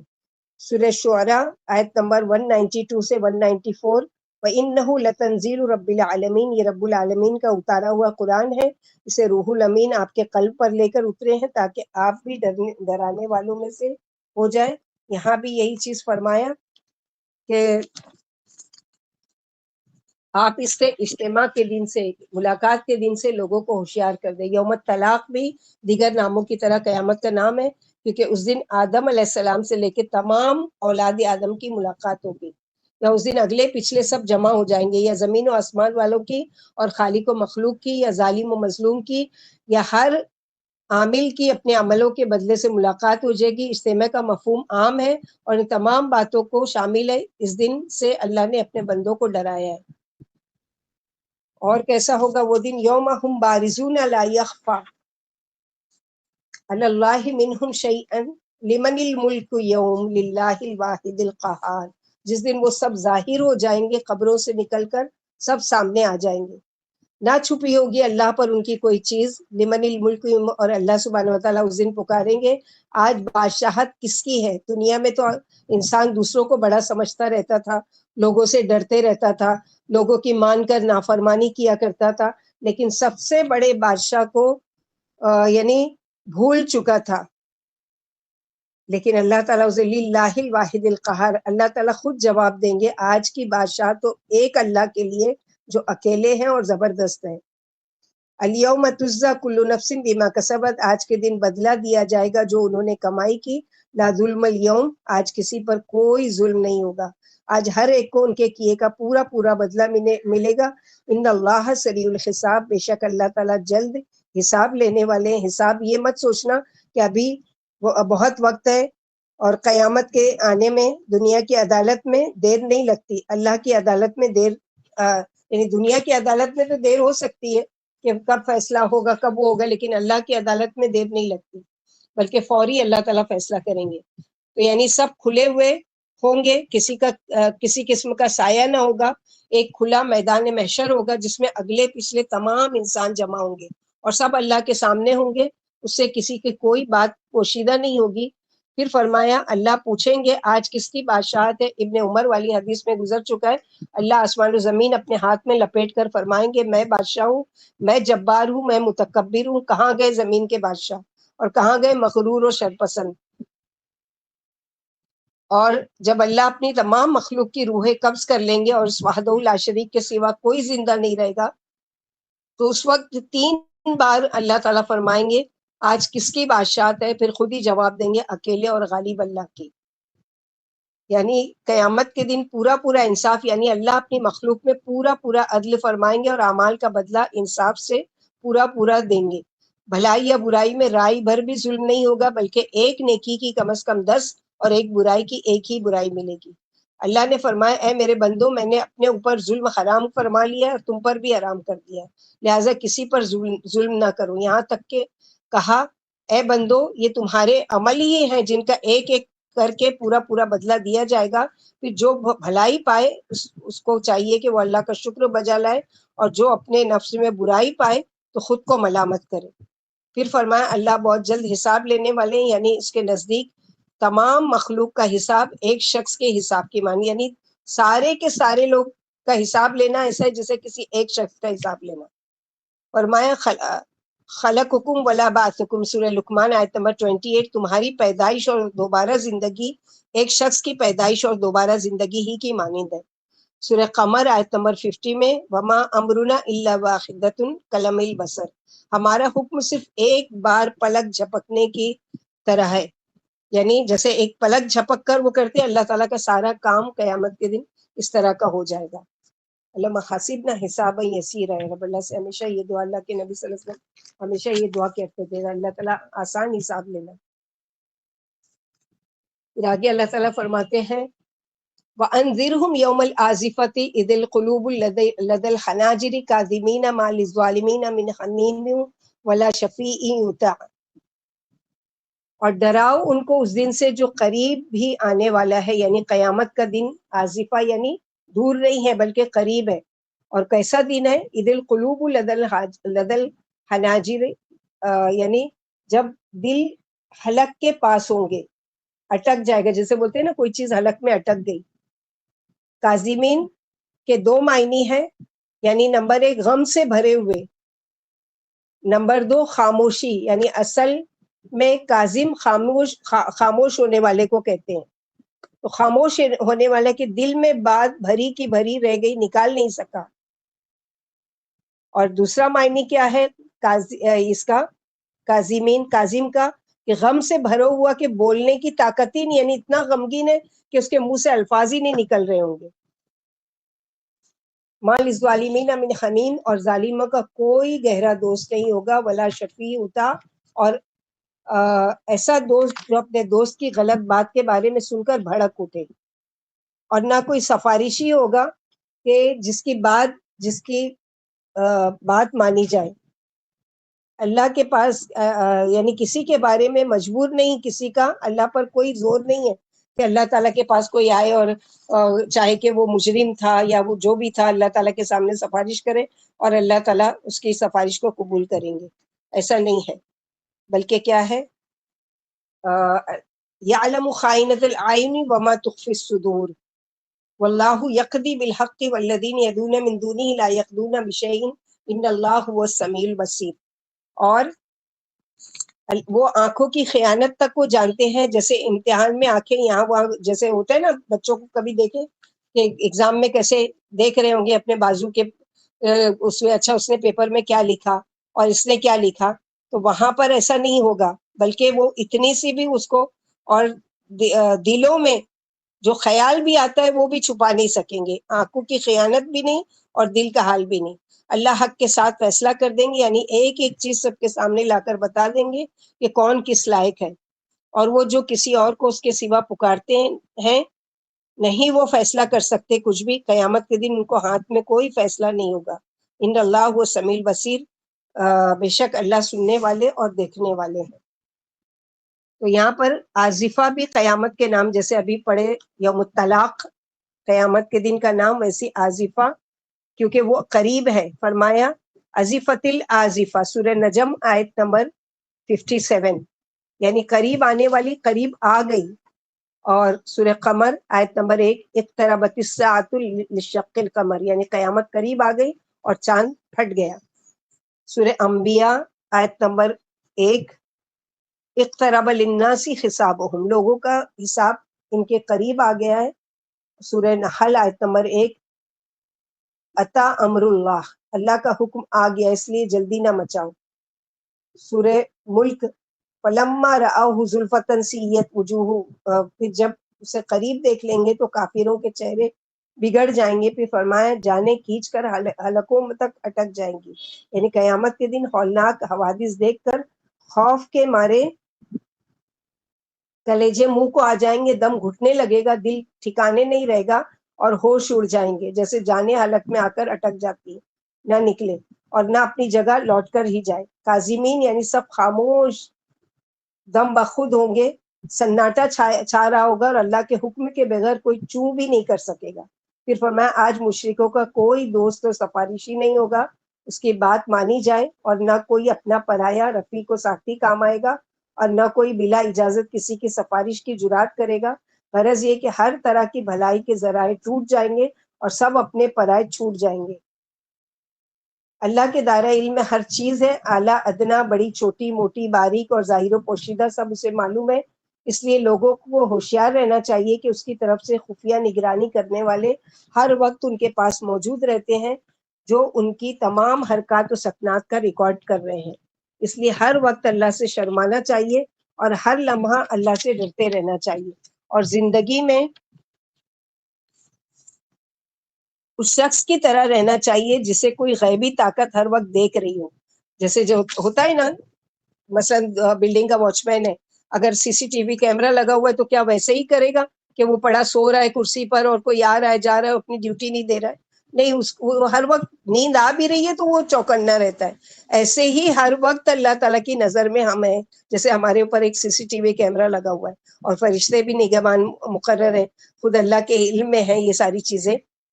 تو فرمایا اسے معلوم ہے کہ کون سی آنکھ خیانت کرنے والی اور حدود امانت سے پلانگنے والی ہے، وہ امانت کا اظہار کر رہی ہو اور کون سی نہیں.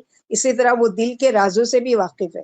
ابن عباس رضی اللہ عنہ فرماتی یعنی کوئی کسی کے گھر جاتا ہے، وہاں کوئی حسین عورت ہے یا کسی مجمع میں ہے اور وہاں سے کوئی حسین عورت گزر رہی ہے تو نظریں چرا کر اسے دیکھتا ہے، اور جب یہ ڈر ہوتا ہے لوگ اسے دیکھ لیں گے تو فوراً نگاہ نیچی کر لیتا ہے، لوگوں کی غفلت سے ناجائز فائدہ اٹھاتا ہے اور ان کے سامنے اپنی پاک دامنی کا اظہار کرتا ہے. یہ ہے خیانت والی آنکھ جسے اللہ جانتے ہیں. یعنی لوگوں نے تو نہیں دیکھا کہ اس نے کیا کیا، آنکھوں سے کوئی گناہ کیا، لیکن اللہ تعالیٰ نے وہ چیز بھی دیکھ لی. پھر فرمایا اللہ دلوں کے راز جانتے ہیں، یعنی اسے معلوم ہے کہ تمہارے دلوں میں کیا ہے. اگر تمہیں کوئی حسین عورت مل جائے تو آیا اس سے منہ کالا کرتے ہو یا باز رہتے ہو. اللہ دلوں کے وسوسوں سے بھی، یعنی تمہارے دل میں کسی کو دیکھ کر نامحرم کو تمہارے دل میں کیا خیال آیا، وہ بھی اس کے بارے میں بھی اللہ کو پتہ ہے. یعنی اللہ کا فیصلہ انصاف پر مبنی ہوتا ہے. ابن عباس فرماتے ہیں اللہ نیکی کا بدلہ نیکی سے اور برائی کا بدلہ برائی سے دینے پر قادر ہے. فرمایا سورہ نجم آیت نمبر 31 لیجزی الذین اساءوا، تاکہ اللہ برے عمل والوں کو برائی کا بدلہ دے اور نیک عمل والوں کو نیکیوں کا صلہ دے. پھر فرمایا جو اللہ کو چھوڑ کر بتوں کو پکارتے ہیں تو ان کے بت تو کسی چیز پر بھی قادر نہیں ہے اور کچھ بھی فیصلہ نہیں کر سکتے. اللہ اپنی مخلوق کی باتیں خوب دیکھنے والے، وہ جسے چاہے گمراہ کر دے. اس حاکم کا ہر طرح کا فیصلہ صحیح اور مصلحت پر مبنی ہے. یہیں تک روکتے ہیں آیت نمبر 20. انشاءاللہ باذن اللہ اللہ سبحانہ وتعالی ہم لوگوں نے جتنی بھی باتیں پڑھی اللہ تعالیٰ ہمارے عمل میں اس کو ڈال دینا. اللہ تعالیٰ ہم سے جو بھی خطائیں، جو بھی غلطیاں، جو بھی کوتاہیاں ہوئی ہیں، اللہ تعالیٰ موت سے پہلے ہم سب کی مغفرت کرنا اور ہمارے درجات بلند کرنا، ہمارے ماں باپ کی مغفرت کرنا، ہمارے ماں باپ، ہماری ازواج اور ہماری ذریت کو بھی ہمارے ساتھ جنت میں اعلیٰ مقام پر جگہ دینا. اور اللہ سبحانہ وتعالیٰ اگرچہ کہ ہمارے اعمال ایسے نہیں ہیں لیکن اللہ تعالیٰ سے امید ہے کہ اللہم انا نسألک الجنۃ وما قرب الیہا قول وعمل ونعوذ بک من عذاب جہنم وما قرب الیہا قول وعمل ویسألک ان تجعل کل قضاء قضیتہ لخیر یا ارحم الراحمین. اللہم انا نسألک جنۃ الفردوس. وہ 4 دعائیں جو آپ لوگوں نے جنت کی یاد کی ہیں ضرور نفل میں پڑھی ہے. اللہم انی اسألک خیر المسألۃ وخیر الدعاء وخیر النجاء وخیر العمل ورفع درجات العلی من الجنہ. تو بہترین دعائیں ہیں جنت کے سوال کے لیے، جنت کے حصول کے لیے، اور اپنے اولادوں کے لیے بھی دعا بھی کرنا ہے، کوشش بھی کرنا ہے کہ وہ جنتی والے اعمال کرے، تاکہ جیسے ہوتا ہے نا کہ مثلا کسی کی پہنچ ہے، یہ تو دنیا کا معاملہ ہے نا، کہ دنیا میں کسی کی اگر پہنچ ہے اوپر تک کا، پرنسپل تک کا، تو وہ بولے گا کچھ تو تم نے پیپر دیا ہوتا، کوئی تو مارکس لیے ہوتے کہ میں جا کر تمہاری سفارش، تم کچھ بھی نہیں کرو اور میں جا کے پرنسپل سے کہ اس کو ایڈمیشن دے دو، یہ کیسے ممکن ہے؟